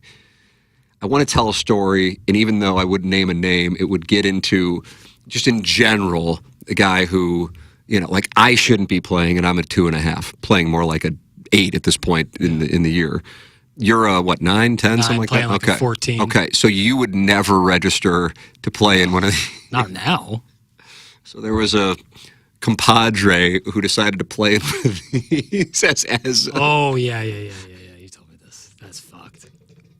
and you got guys out there who are, truly, like, probably played college golf, they're plus handicaps, and all of a sudden you got a guy out there. And when they, have these events, they put the pins and spots, and, the course is Set up. playing it. Yeah, so even if you're like, oh, I maybe can shoot up in my best day a 75, which still you shouldn't be out there. No. But either way, in this situation with the rough and the pins and all, you're probably going to be shooting closer to the mid 80s, and then it got away from him, and he shot like in the hundreds. Oh, no. See, that's the thing. He It's was like holding people up. So I would do this for our amusement to see like what I would shoot. And I would go balls to the wall. Yeah. And I would be crushed when I get like an 8 on a hole, which inevitably I would, But I don't want to be paired with somebody who's really competing, and then I fuck them up. Exactly. Like, you need to send me out there. Right. That's the thing. It's like, it's cute. But then if you send me out there and it's kind of not in the competition, then I might have an advantage. I'm not really getting the... Yeah. So it's a tough thing to do. You'd have to do it for real. Because you have these events, and, they start Section pretty events? soon. Yeah, the Metropolitan Championship, the Amateur Series. The Amateur Series might be something for, like, kind of guys like us. Yeah. But then there are the things that are the Sjogren Cup, which is at Belle Reve, and the Old Warson Cup. You just sign up for these just so I can play the courses. Yeah. The East Side Amateur, which is at Gateway, and they like play the tips on that thing. I've played out there like Fuck a week my after ass. it, and it was gnarly. Oh, my Some of the pins, because we left the pins in the same place, gnarly. God almighty. And they had the rough grow out, brutal. I would, I'd do it, and then we could set an over-under. Like, if I was playing the tips at Gateway and the conditions that they are playing, I think 89.5 is a good... I think you go under that. Yeah, but I mean, again, it's stroke play. It's not, okay, fuck, I'll just take my max, double bogey, and so we keep going, because that's usually my mindset. Yeah, the Gateway thing is what changed it, because there's not a lot of places where you can you're not going to go into the woods, like you can't get totally fucked. I mean, you can, but it's pretty, the fairways are massive. The fairways are big, and there's not there's almost no water, very few holes with water. If it was somewhere like a very tight, wooded like course, PGA National this past weekend with water on 14 of 18 holes. Yeah, right. And wind. Tight and windy, yeah. Then monster numbers can come up. But I'd be happy to do it. with your skill set and that course, I think you have a legitimate ceiling, even if you're playing the tips and there's some gnarly ass pin locations. I mean, I'm going driver hybrid in on some par 4s. What are you going in on 3? Driver Dodd? Still one of my favorite golf moments. I think I was playing Cletus in the Fan Page Club Championship, and I got on in 2. And I was just, and again, that's from the white tees. Right. But still, I'm just like, fuck it. I'm not going to win this hole anyway. He's getting a pop. It's a 500-yard hole. And I was like, oh my God, I got on in 2. I was like, that felt better than hole in 1. It's not easy to green to get on either, because there's bunkers on either side. So you got to like land it or roll it up and trundle it on there. Let's see. I told you there was one that's going to be specific for you. It's for John Scores. Right. In your opinion, what was the greatest individual NCAA tournament performance by a player throughout the entire tournament? That's from John Scores in my email. McKernan at InsideSTL.com. You can email anything you want. I'm a bad college basketball historian. Oh, wow. I thought this would be right up your alley. Big moment for you. I'm like a bad college basketball historian. That's where I'm at. Like, I'm not great at doing it that way. Steph Curry with Davidson was really sick. Like, that was sick. Everyone knew his name after that, and then obviously what happened in the league afterwards. So that's the first one that comes to my mind. I think one of my links I sent, I'm going to cheat, or maybe I put it in a dossier today, as like the ranked best college basketball teams to win the national title since 2000. Oh, talking about how Auburn could be up there. Yeah. The number one, and I'm not even aware of this one, Carmelo Anthony against Texas. Yeah, with Syracuse when they won the title. That's a good answer. 2 days before he led 3-seed Syracuse to its lone national title. That's Syracuse's only national title? Really surprising. With a win over Kansas. I remember that Anthony put together quite the performance in an upset win over the number 1 seeded Longhorns. I didn't realize Texas was the 1 seed. That night in New Orleans, Anthony finished with 33 points. 14 rebounds and 3 steals. Steph Curry's 40 points against Gonzaga's 2. Yeah. Eddie House records 61 points versus Cal. He was a bucket. And that was in 2000. Jimmer Fredette. Yeah. They love him in the STL Today comments. He was very popular. Takes down undefeated San Diego State in 2011. Steve Fisher. And J.J. Redick sealing Duke's #1 ranking over Texas. Yeah, I'm sure Leitner probably had a run. I felt like Mateen Cleaves was live for something. He injured his ankle and he played. I feel like there was a Khalid. This is right 99 though, so I can't use. It's too recent. Well, these are top 25 individual performances of the past. This is an NCAA tournament because they've got stuff about Missouri and Kansas. I'm like, Missouri, Kansas hasn't played in a tournament, as far as I know. John Scores said he would say Carmelo for that answer. Well, there you go, John Scores. Well, Carmelo's a good one. I'll go Steph just because I remember watching that, and then and back then everyone called him Stephen Curry too. Oh yeah, that's right. Dell's kid. That's right. And that was crazy. Jackson, you got anything else that you really need to talk about? Yeah, let's a brief White Lotus recap. It's important for me. I gotta get my thoughts out. I might even put the theme song under this in post. All right. White Lotus, Jackson's episode 3. Favorite part of QFTA. Spoiler. So if you haven't watched it yet, you plan on watching it, or if you don't want spoilers for past seasons, if you don't want anything like that, 5, 4, 3, 2, 1. All right. Episode 3. Little bit of an off-speed pitch from the normal pacing, I would say, of a White Lotus episode. For a while, I thought they were just spinning their wheels because they had an extra episode, but then the last 20 minutes, I would say, really moved the plot forward. We'll go group by group here. Tim Ratcliffe and the Ratcliffe family. The pills are getting... He's in some shit. I mean, it's pretty evident now that he's going to, whenever he returns back to the U.S. Scott Galloway was the guy in the voicemail. Was that right? Yep, that was his voice. Wow. And then the guy he was talking to... This is the Scott Galloway podcast. The guy he was talking to was the guy from Everything Everywhere All at Once. The guy in the first episode who he's done the shitty deal with. Okay. Yeah. So he's pretty much obviously going to be going to jail whenever he returns back to the U.S. I mean, the FBI's at his office. Still a threat of incest running through the Ratcliffe family. What did Lackey do this time? It was a discussion between Saxon and Lackey about getting him laid, and Saxon says, "I'm going to help you out with that. All hands on deck." And his brothers looked at him and never broke eye contact. I was like, not an unusual sentence if the last 2 episodes had occurred, but it was. Obviously, they continued to let Walton Goggins cook. I want to just... Carlos Spicy-Winter says, Walton Goggins' character's girlfriend's 2 front teeth really bother me. It's Carlos Spicy-Winter. I find it I think it's kind of cool. I have gone from going, are those like dentures, to I don't know what's going on, but now I'm attracted to her. I know, it's like... And I don't know how to explain it. I'm kind of alarmed by it. In a world of veneers and everyone's so concerned about having perfect teeth, she's like, my teeth are unique. They're kind of not normal, and this is like my thing now, is having that, and I love that. I think that's actually shows a lot of self-confidence. Mine is a lopsided skull. Right, and you haven't... I own it. Right, you don't wear filler on your hat. I don't. I want to. Stuff tissue paper in your hat. I can't find any. I want to just describe to you the 3 hours that occurs with Chelsea, Amy Lou, aforementioned. She follows her boyfriend. This is a day after being held up by gunpoint.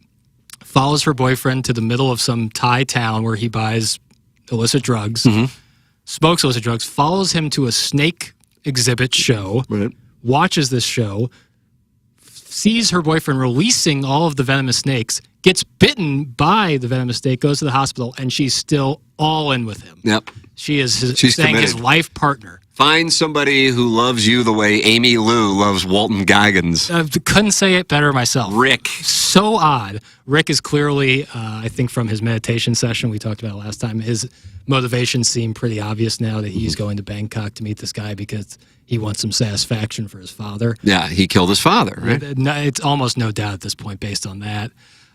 Belinda finally went up to Greg, going by Gary. That's clearly going to be a problem. A lot of people just entered into the death pool after that episode. Belinda's high on that list. Tim Ratcliffe shot up the list after both his pill addiction and possible, who knows. The death pool has risen in a major way. Amy Lou Wood keeps dodging death, and then also like Mike White's hammering over the head. Like she keeps saying these little lines like, if you die, I'll follow you in the next life, or you'll have to kill me to get rid of me. I think that's like, she's not going to die. It's almost like a lock. Okay. But Parker Posey didn't get to cook. Oh, fuck, I almost forgot. The three Cougars. Three Cougars. Our ladies. Yep. I want to give a huge shout out to Leslie Bibb. Leslie Bibb gets a shout out on today's Tim McKernan Show podcast. She is she's the one who basically said she voted for Trump. That scene, her face acting is so fucking good. Like when they say, "You didn't vote for Trump, did you?" That was like a scene that I think has played out all over the country over the last few years. Yeah, last decade, I guess, here and there. So like when I first saw it and they mentioned Trump, I was like, I kind of imagine the world in which White Lotus like exists outside of our like current political, like obviously. I agree with you. Yes, still the same political structure, but not like by name Trump. So when they dropped that, I was kind of like, oh, it seems like. But I agree with you for whatever reason that like. My first thought was it was like it's time stamping something that is an evergreen show. Exactly, and I think, but there is no other way to do a scene like that because you know exactly what it feels like to be in that scene where it gets kind of awkward and you haven't really caught up with somebody in a while and maybe their thoughts have changed or because they marry into a certain family. That scene where she's talking about going to church and voting for that scene was fucking awesome. And Leslie Bibb is doing such good, like that face acting she does, like her fluttering her eyes. Really, I just, you like the Cougars? How many of the over under 1.5 Cougars engaging in coitus on this show? Over. I think both Michelle Monaghan's gonna have sex, probably with Patrick Schwarzenegger, and I do think Carrie Coon, who plays the Laura, is gonna sleep with that Russian guy. Okay. Valentine. Wow, the Patrick Schwarzenegger play. Well, he's gonna get laid at some point this week, come hell or high water. If it's his brother or if it's God help us all, possibly the French-Canadian prostitute. No, boy, she doesn't do it for me. No, she does not. I guess that's intentional. Yeah. Like if they cast me. I would say so. But I think both of them are sleeping with someone else. Because Michelle Monaghan's bullshitting. So you're taking the over. You're not even hesitating. She's like, me and my husband don't even argue. He's the perfect man. She's sleeping with someone else. And then I think Laura's going to end up sleeping with someone else too. Maybe they're both the same person. I actually think them sleeping with the same person's live. Probability of Sappho's at any point? 0.5%. Oh, fuck me. I mean, where's it going to happen? Maybe Amy Lou Wood and the French-Canadian prostitute. Yeah, they seem to be fast friends, but I don't think that's going to happen. Yeah, I think another season without Sappho's. God, Sydney Sweeney and Alexandra Daddario, had that happened. I bet in season 1, Daddario would have been more on board with sleeping with Sydney Sweeney than her needle-dicked husband. He had a needle dick? Well, did you see he was talking to Armand? Such a dick. That was a guy in the 9th season of The Office. What a prick. Good actor, but fuck, his character sucked. You could always email in for QFTA. It's the Tim McKernan Show podcast, brought to you by Mark Hanna, Evergreen Wealth Strategies, online at evergreenstl.com. Brought to you by James Carlton State Farm Insurance Agency. I saw we had about these Facebook notifications, and I'm like, oh, I guess we've got some. I always post a picture. This one's of Cal May and Butch Patrick. A lot of TMA fan page requests, Jackson. Oh, yeah. Evergreen. You going to just let everybody in? I mean, there's like 300 some odd people want to experience 381 member requests. I would do that, but there is like a digital paper trail on who lets who in, and if essentially me letting them in is like co-signing, and digital paper trail. Yeah. How did Boozy know that 12 people were let in? That right there tells me that you might not be fan page material. If you know how many people come in on a certain day, I don't think I've ever let in that many people in one day. It'd be a record. Boozy said 12 came in. The thing is, like, I don't know any of these. This is hard to do. Let's see. Like, I think we might have. I wish I could like share this with the audience. There's an attractive woman. Initials NP. Okay. And it screams burner or Trojan horse. I'm literally looking at it right now. Okay. But then answers the questions and knows about the show. So it's not like one of the burners where they just type in nonsense and then try to get into the page and then advertise their OnlyFans. So I don't know. It's almost worth it for someone to actually do that. But then they become Trojan horses. Yeah, it's wrong that I quickly assume that any female trying to join the TMA fan page is a Hoosier Trojan horse, or even worse, a nesting body. But like once you're scoring once, like you can't put the genie back in the bottle. What's Jackie Boy's thoughts on the simp security guard stuck in the friend zone? Gay talk. God, it's my... Gay talk and Mook. Gay talk and Mook. I was thinking to myself, like, if I was one of the characters in White Lotus, like, who would I be? You'd be Gay talk? It's unfortunate. You know who I am. You're Walton Goggins. Absolutely. Yeah. Like, I mean, it's just like, that is me. That is how I go through life. Yeah. I don't know if you would be. I mean, the idea of him setting the snakes free is essentially setting himself free from his own pain. And I don't know if you would ever do that. That wasn't what I was. I wasn't looking for that. But just like bored with the nonsense. Yeah. I like how he has his own version of yes, yes, which is I have a migraine. And the way they do in the meditation was like... it's like when my wife has scheduled something and I find out about it. I mean, I'm telling you, I wish there was a camera on me when it happens. I'd love to see what I look like. Like, I immediately scroll. I'm like, God, I gotta have something. Can we do like a TMA live at Hot Shots that Saturday night? Like, get me the fuck out of this. Yeah.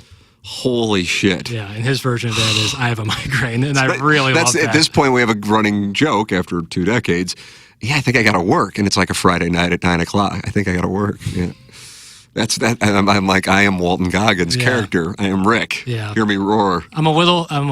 I felt bad for Lockie and his posture adjustment. That looked like a shitty way to spend a vacation. But when you're watching tsunami videos all day, it's probably anything. It's time to get rid of if you're watching tsunami videos all day in Thailand, it's time to get rid of your phone. And that's when you think that's the top. I'm real nervous for Tim Ratcliffe, who keeps dropping his southern accent for a British one halfway through. That is, for such a great show, that is alarming. He has done interviews and he's talked about it because it's evident. It's stunning how like something for a show that good has allowed something that obviously bad to go on. He did it when he was in bed. He goes, I don't take drugs.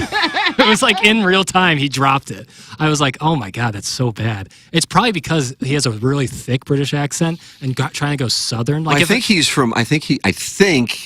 his background is like sophisticated British society. I think. Yeah, like highfalutin and theater too. Like he's like a theater guy. So I mean, this is a real adjustment. It's like one thing if like an American actor like tries doing a Boston accent, doesn't really get it because like it's similar in the relative, but when you're trying to go British to Southern, that's a huge gap. That's a huge gap, and there's only it's hard work, but he did it in real time in the last episode. It made me giggle. John Scores wants to be let into the fan page, and he put it in caps. Let me in. Question: I have a question for John Scores. This is a good opportunity, and I like John Scores. You know John Scores? Thank you, Jason Isaac. Is John Scores your real name? Because the rule on the fan page is you have to use your real name. You got to use your real name. And so if that is, but then you have Who's Your Trojan Horses? Yeah, I mean, listen, it's not undefeated. There's other ways around it, and God bless those who are fighting the good fight. But if that is your real name, I'll let you in right now. Let me go look at the applicants. He says yes, it is. Oh, he already did? He says in the YouTube chat, yes, it is. And that's the picture of you and your family, John Scores? If that is the case, be happy to let you. I just saw the picture of Calme and Patrick. What are they? Let's see. How about this? Just got this text from the Cardinals. Do you get this text? Are you on this list? I don't think I'm on the list. Jordan Walker was removed in the 3rd inning of the Cardinals game today in West Palm Beach after experiencing left knee pain. He will undergo further evaluation. You pray that it's spring training and why risk it, but I feel like he's gotten banged up in spring training before. That's the same ballpark where it all went to hell for him. I was there with my family. Was that a shoulder thing, though? That's when he slid into second base at that ballpark, assuming it was West Palm, so it's the Astros and Nationals, whoever they're playing. Jordan Walker was removed. Katie Wu just quoted that. Let's see. John Denton has a video, but it's of Brendan Donovan hitting, so that's not. Jordan Walker left the game. Here's Derek Gould with pain in his left knee. It's just all the same thing. Yeah, I hope you pray that it's not. Trying to see if there's any video of it anywhere. Just all these videos of Brendan Donovan's single. Big single. Apparently so. And a John Talty video's in my timeline, too. That makes me happy. Is he talking to Chris Long? Be surprising. Yeah, I know. I was about to say. Kind of change things. No, shout out Talty. He's really emerged in the last couple of years as like legit. This show needs Doug. What show? This show? Doug's welcome. Looks like he's talking. Who the fuck is that? So unbelievable. The actor's got incredible range, killing Mel Gibson's sons in The Patriot and then trying to seduce Vinny Chase in Entourage. He tried to seduce Vinny Chase in Entourage? Hold on, I'm going to his CV right now to find out. CV, what's that mean? It's like your list of movies or filmography. I call it IMDb, but I guess I'm more of a proletariat, whereas you're a noble. Well, if we're talking Jason Isaac, he certainly is. Television, he was in Entourage. Frederick Wine, gotta look up to get down. I don't remember this. It was in the 5th season, right before things hit the fan. Jeffrey Tambor's in this episode. Wow. Hell yeah. Hank Kingsley. He is so fucking funny. The Hank Kingsley character. Yeah. I don't remember this guy. Oh, I do. It was so he's trying. It was like a gay thing. Yes, he was the head of a modeling agency. Vince was with this model, and they were going to do a photo shoot together. And then this guy, Jason Isaac, sent the other model to like Paris because he wanted to get it on with Vince. I got to be honest, I don't remember that at all. It's crazy because I haven't seen Carlos Spicer, I think, is the one who knows. Yes, that is accurate. And he's doing. Well, I didn't think of it because he's doing such a different accent. So shout out to Jason Isaac. He looks like my uncle. Adam Welly says, "This is my first." I hope I'm pronouncing that correctly. Adam Welly. Adam Well. This is my first QFTA. How do we see more of this version of Jackson? It's actually a fair question. Oh wow! Look at you. Not shitting on the audience, as is your favorite thing to do. Right? Yeah. It's always one-sided. When I'm on TMA, I have like a lot of things to do. You do? Like whether it be running the board, tracking live reads, this, that, the other, making sure this is working, YouTube streams. When I have like 1,000 things going on, like sometimes my brain is kind of racked and it's tough for me to speak clearly, not to mention I'm always trying to be careful so I don't say something that's going to either get the show in trouble or me personally in trouble. Wow, I didn't know you were a live wire like that. No, but you know, like you can like walk ass backwards and things, like trying to be funny and you say something really dumb or something you shouldn't or something that you've been told in confidence somewhere or the other. You say someone's name. You don't want to do that. So I kind of have a little bit of my guard up. But when I come in and do like something on radio or this where I have nothing to do but talk and bullshit, I feel much more unencumbered. It's the greatest. It's like if I do go back down to Jupiter, I would love to go over there and do some interviews. But here's the thing. What do you think I'm thinking? Ladies and gentlemen, this is Jackson playing a game of What is Tim Thinking? When you're doing interviews? If I were to go over to the ballpark, I can go over there. I've got the credential. I can park in there, and I'm sure, considering how well spring training went, that whether it be, I'm going to be there if we do go until, I might be there past when they go wherever the hell they go. I think they go somewhere before coming to St. Louis to play Minnesota, right? Or no, they come to St. Louis, but I thought they go somewhere. Toronto? I don't know. They always have those games that I go, God, why do they do that shit? It's like a couple interleague series before, like in the start of the season. The players don't want anything to do with it. The fans don't want anything to do with it. I don't know what the fuck the deal with it is. Anyway, here's what I'm thinking. I want to do a good job, but in order to like shoot video of it. Oh yeah. You know what I mean? It's not that tough to do. But then if I'm like the one famously, I say famously, but it wasn't really that famous. When I finally got Dexter Fowler on the show for the podcast, and he was great. And then like I double clicked recording him. This was 2019. Oh my God. Nightmare. It's brutal. And I looked down midway through and he was being great. You know, it was really good conversation. Yeah. Stomach. Edmonds had like vouched for me to Dexter, who was not big on doing interviews. And I think we were going to play golf together actually. And then I look down and I see that it's not recording. Oh. Yeah, it's nightmare fuel. The worst. Cardinals' last game is Sunday, March 23rd against Washington. Wow. It'll take a couple of days to get to wherever they're going. Because I assume it's Thursday. But they come to St. Louis. Boy, they don't, wow, that is really odd. I think it's the right thing. Did they start a little earlier this year, maybe? March 27th, to not have a game on. But start the spring training games a little early, maybe. It was about the same. Okay. But to not have, my thing is to not have a game for 3 full days. Yeah. That is really rare. For pitchers, too. I'm sure that will fuck with rhythm and shit. It's just baseball's always looking to monetize. I want to make sure I'm now on the Cardinals site. They go to Memphis and have one of those deals. I knew there had to be some bullshit. I'd do like a Savannah Banana type game. Yeah, they're doing that. But then they still have 2 days off before they play the Twins. Then a day off on that Friday. I hope the weather's good. 3:15 start on the 27th. We're doing the show from Ballpark Village. We are. Yeah, it's going to be fun. Day game on the 29th, and Missouri is going to be playing... Who are they playing? They're playing Illinois in the Elite Eight that night, I think. Yeah. Marquette. They're going to play Marquette. Marquette. Marquette's going to beat like a 2 seed. Are you uncomfortable with me betting Missouri? Because I really am going to be betting. I think it's a sharp... Especially after my hit this weekend. Yeah, I think the upside is so like they are capable of doing it, and therefore it'll be great. It's just another thing for the audience to cheer against. Like there's so many guys like jerking themselves off into a fury about me losing $250 over the Internet thing. Here, watch this. I just made $250. But if I bet Missouri to win both the tournament and the region, yeah, I love the play. And I don't know if I've ever done that in my Missouri fandom history, but this is the first time I feel this way. Yeah. I'm not discouraged by Vanderbilt. No. I'm not discouraged by... I'm really not. Yeah. I don't know what to say. I guess if they were in the Auburn region, I'd be like, that could be a situation. Just because that's a different level. Right. I haven't watched enough of Duke. I caught the tail end last night. It was Flag's final home game. The ACC they were just skull pounding. The ACC is like such like dog shit. There's like teams in that, like Miami's so goddamn bad. VT's so goddamn bad. Like it's tough to end. A couple of times they've had close games where Cooper Flag kind of folds up down the stretch. Clemson game, most importantly. And Clemson's actually a good team in the ACC.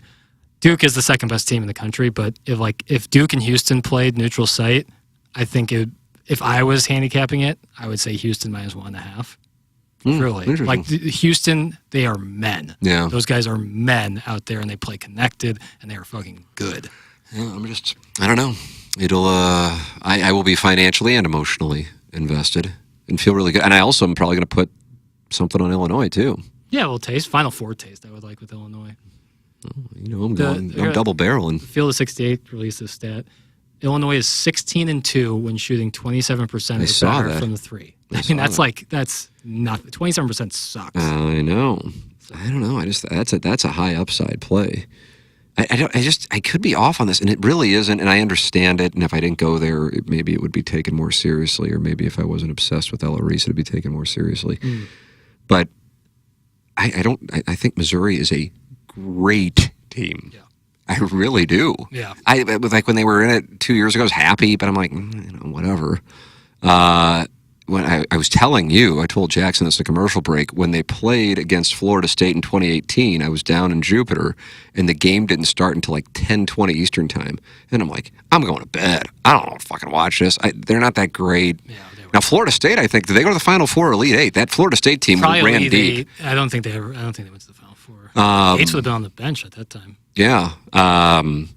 But this is a different deal. Yeah. Hey, that doesn't mean they can't lose. I thought the team that lost to Norfolk State was a great team, but this, I look at it and go, they've got answers for it all. You go, okay, well, if they don't hit the threes, if Grill's not hitting threes, okay, fine, there's other options. I haven't seen this. Like the Peeler, Booker, Doug Smith days. I kind of remember Derek Chivas, the Band-Aid man, yes. Nelly. They were great, but they also, like, if Doug Smith got 3 fouls, you're going, well, they're fucked. Yep. This is a different deal. Yeah. So I don't know. Listen, I'll be blowing in the wind. I'll be taking some of the shrapnel for you, but you're going to be the one doing the live stream. Indeed, I think. Are you still all in on that? 88%. I had a buddy talk to me. He goes, "What's the upside in you doing that live stream thing?" I was like, well, I kind of feel like this is like the diaper moment where I need, but at the same time, it's such good entertainment. Yeah. I did enjoy doing it when I did it in 2023. But you knew that team wasn't really going anywhere, deep down. You couldn't tell 2023 in March, Jackson, that. I had the full belief. They had beaten, like this year's team, they had beaten number 1 seed caliber teams. All right, maybe I'm wrong. No, they were not as good as this team. Yeah, this is a different deal. I think like one of their bigger weaknesses that I thought going into the season is actually their strength. Mizzou teams and honestly a lot of teams like have a guy, like the guy, like you plan for the guy. This guy's sick. Because Kobe Brown 2 years ago, it's been name this guy. when you look at national championship teams, they're usually teams that are just really deep and good all across the board, not just one guy and a bunch of role players next to him. It's usually really deep teams that don't have a definitive guy. You could say Caleb Grill is the guy, but Mark Mitchell was the one who any out given night. Bama. It could be one of like six guys. Bates, Anthony Robinson has shown that he was can do going it. off against Vanderbilt. Tony If we win Perkins. the SEC tournament, could that get us to a 2 seed? That's in the Afton Soccer guy. No, You do not think so? no, I do not. I would be surprised by that as well. Because I think even then you're not leapfrogging Tennessee, you're not leapfrogging Florida will probably get a 1 seed, but you're not leapfrogging some of those teams that are in the 1-2 seed category. I just don't think, not with that many losses. So the ceiling is 3, the floor is 5? Yeah, I would say. And I think 4 or 5 is the 85% likelihood. I would love to see a 3 because I feel like Missouri could definitely lose, of course. I mean, obvious statement here, but to the Auburn, Duke. No doubt. Houston, Florida, or Bama. Yeah, but I mean, they've also beaten. Sure. I feel like Auburn and Duke, and I haven't seen Houston to speak on it, so I can't. Houston's as good as those. Like I said, I've seen Duke play, saw him play against Illinois, but that was a different situation there. That was kind of an outlier. It was like the famous Bud Walton massacre from Missouri, Arkansas, when the night they opened up that building and lost by like 50, and then Missouri went on to go undefeated in the Big 8 and was a number 1 seed. You kind of look at it as an outlier. I remember talking to Nolan Richardson about that, and he goes, so you went to Missouri. You remember that? I go, oh, my God, it's famous. Yeah. He goes, that was just one of those nights. Yeah. That's the thing about the tournament, man. One of those nights happens every single night. What if that happens in the first round for the Tigers? How are you going to handle it? Yeah.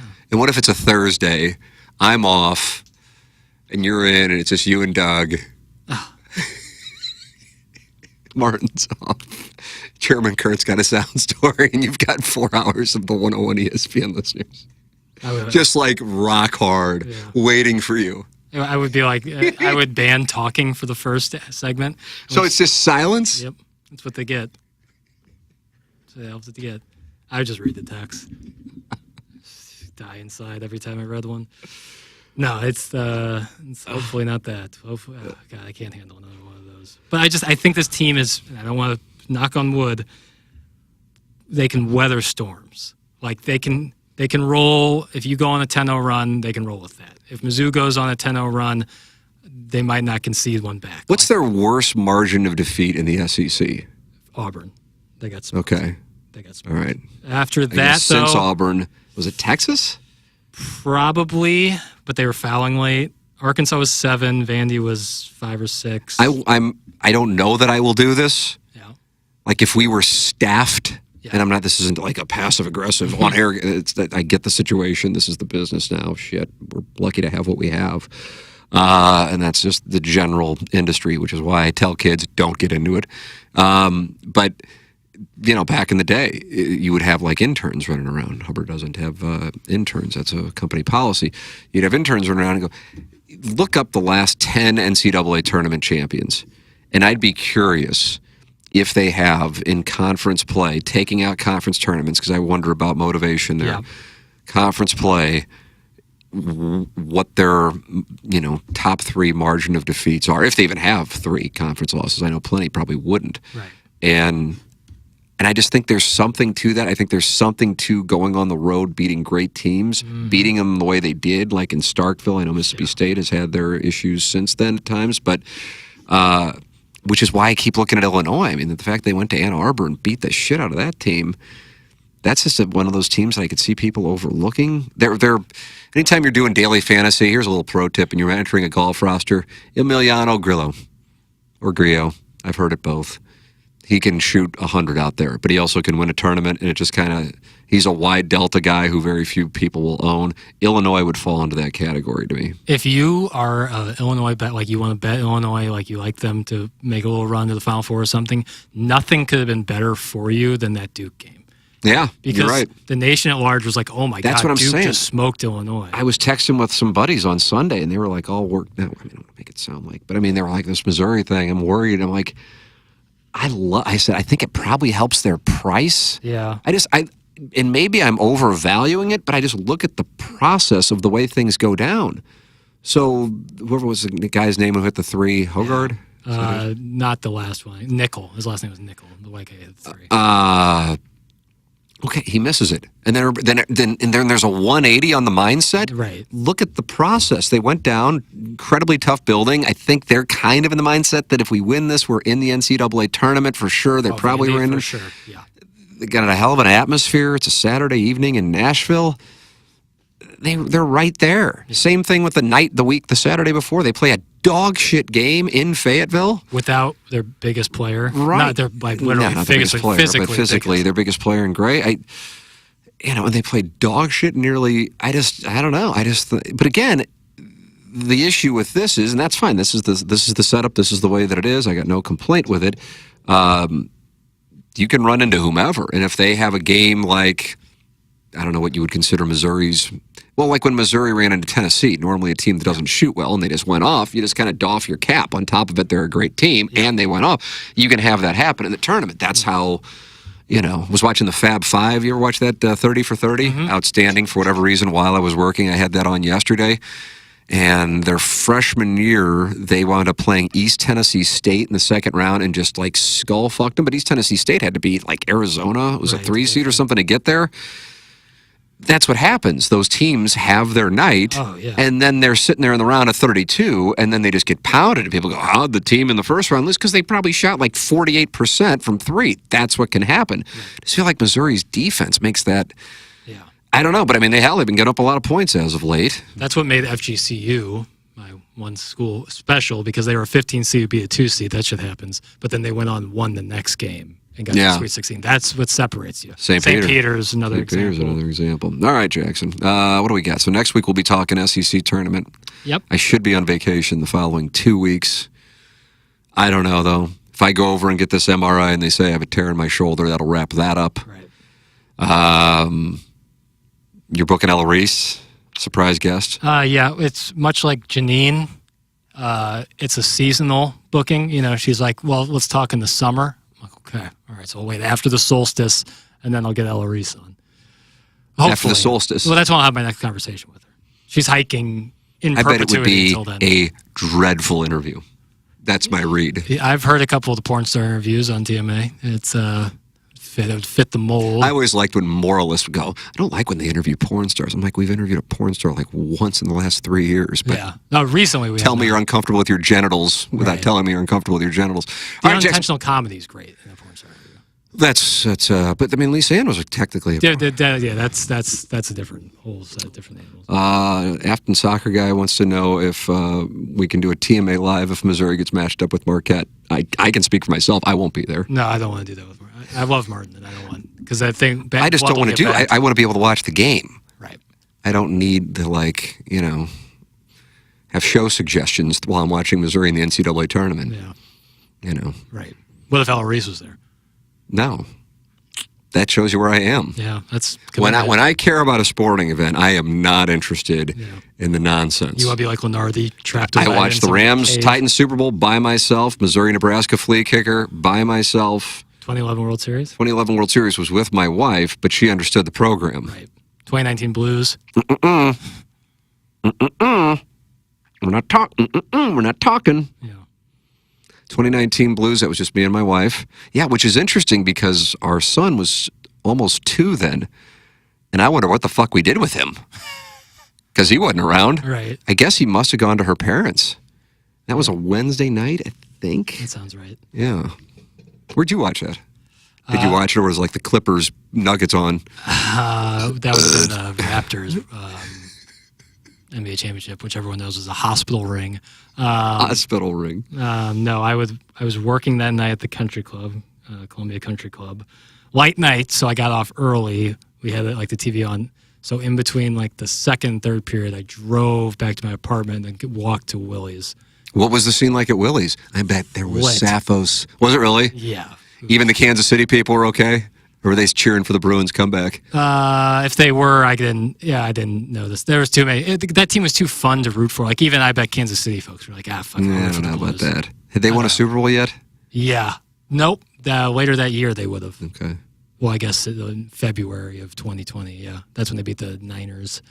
And everyone and their mother was on. I was like, man, I don't notice that many Kansas City people here, but the Chiefs win the Super Bowl, and everyone seems to be rocking it. It's cool. Yeah, what a great Chicago kids wearing Chiefs jerseys. Lucky I didn't kick their ass right there. You were going to beat the shit out of these people. Wow, I didn't know you had it in you. Chicago guys, just free agents for everybody. What's the deal with that? Just absolute cuckolds. Really? The Chicago guys aren't Bears fans? They're Chiefs fans? Oh, they can't endure that kind of stress. Now, some. What's worse, the Bears fan becoming a Chiefs fan or the St. Louis and... Probably Bears fan. It's close. That's just a charlatan. You have a team in there of what do they call it? Some charter franchise. Yeah. A charter franchise, and yeah, it's been rough. And so you turncoat because your buddy from Kansas City likes Mahomes. Soft. I didn't even know that went on. Yeah, it's. I was aware of the Kansas City and who became I remember Alexis Strauss's parents' weekend. Me and Anna Marie went down there for it, and there were a bunch of people, and the Blues were playing the Blackhawks in a playoff series. And I'm like, God, I said to Alexa, I go, geez, I didn't know there were that many Blackhawks fans. She goes, oh, these are Kansas City people, and they just adopt the Blackhawks. And now here we are a decade later, and we're at the foot of the bed. Absolute foot of the bed. God, if you don't stand for something, you'll fall for everything. Jackson Burkett, ladies and gentlemen. Think about that. That's the guy who's going to be on the air by himself with Doug. Running point the morning after Missouri loses to McNeese State. Oh, brutal. You know who the kids who were... You know who I bet was booing when Dennis Gates said, don't rush the floor? Chicago kids. Chicago kids? Yeah, I bet it was... Oh, you're really down in the Chi-Town. Stand up. I have so many friends from Chicago, and I love almost all of them. Not Herb, though. Herb is St. Louis through and through. Mm-hmm. I have a lot of friends from Chicago. And, I probably can name 25 friends I have from Chicago, and 3 of them are Bears fans. Just unbelievable. And they've become Chiefs fans? Either Chiefs or have some long-winded story about why they're a fucking Eagles fan. I'm like, oh God, all right. You know where I'm from? We root for the home team. Except look at you. We don't. We root for. You're loyal to the soil. Been since birth, since '98. How about that? Since 1998. Right here, and that's where I'll die. It's my understanding that a lot of suburban Chicago people are Packers or Chiefs fans. That's from the Hunchback of Mount Castle. I have a buddy who's a Packers fan from suburban Chicago, and in fairness, his entire family is Packer fans, so I respect that.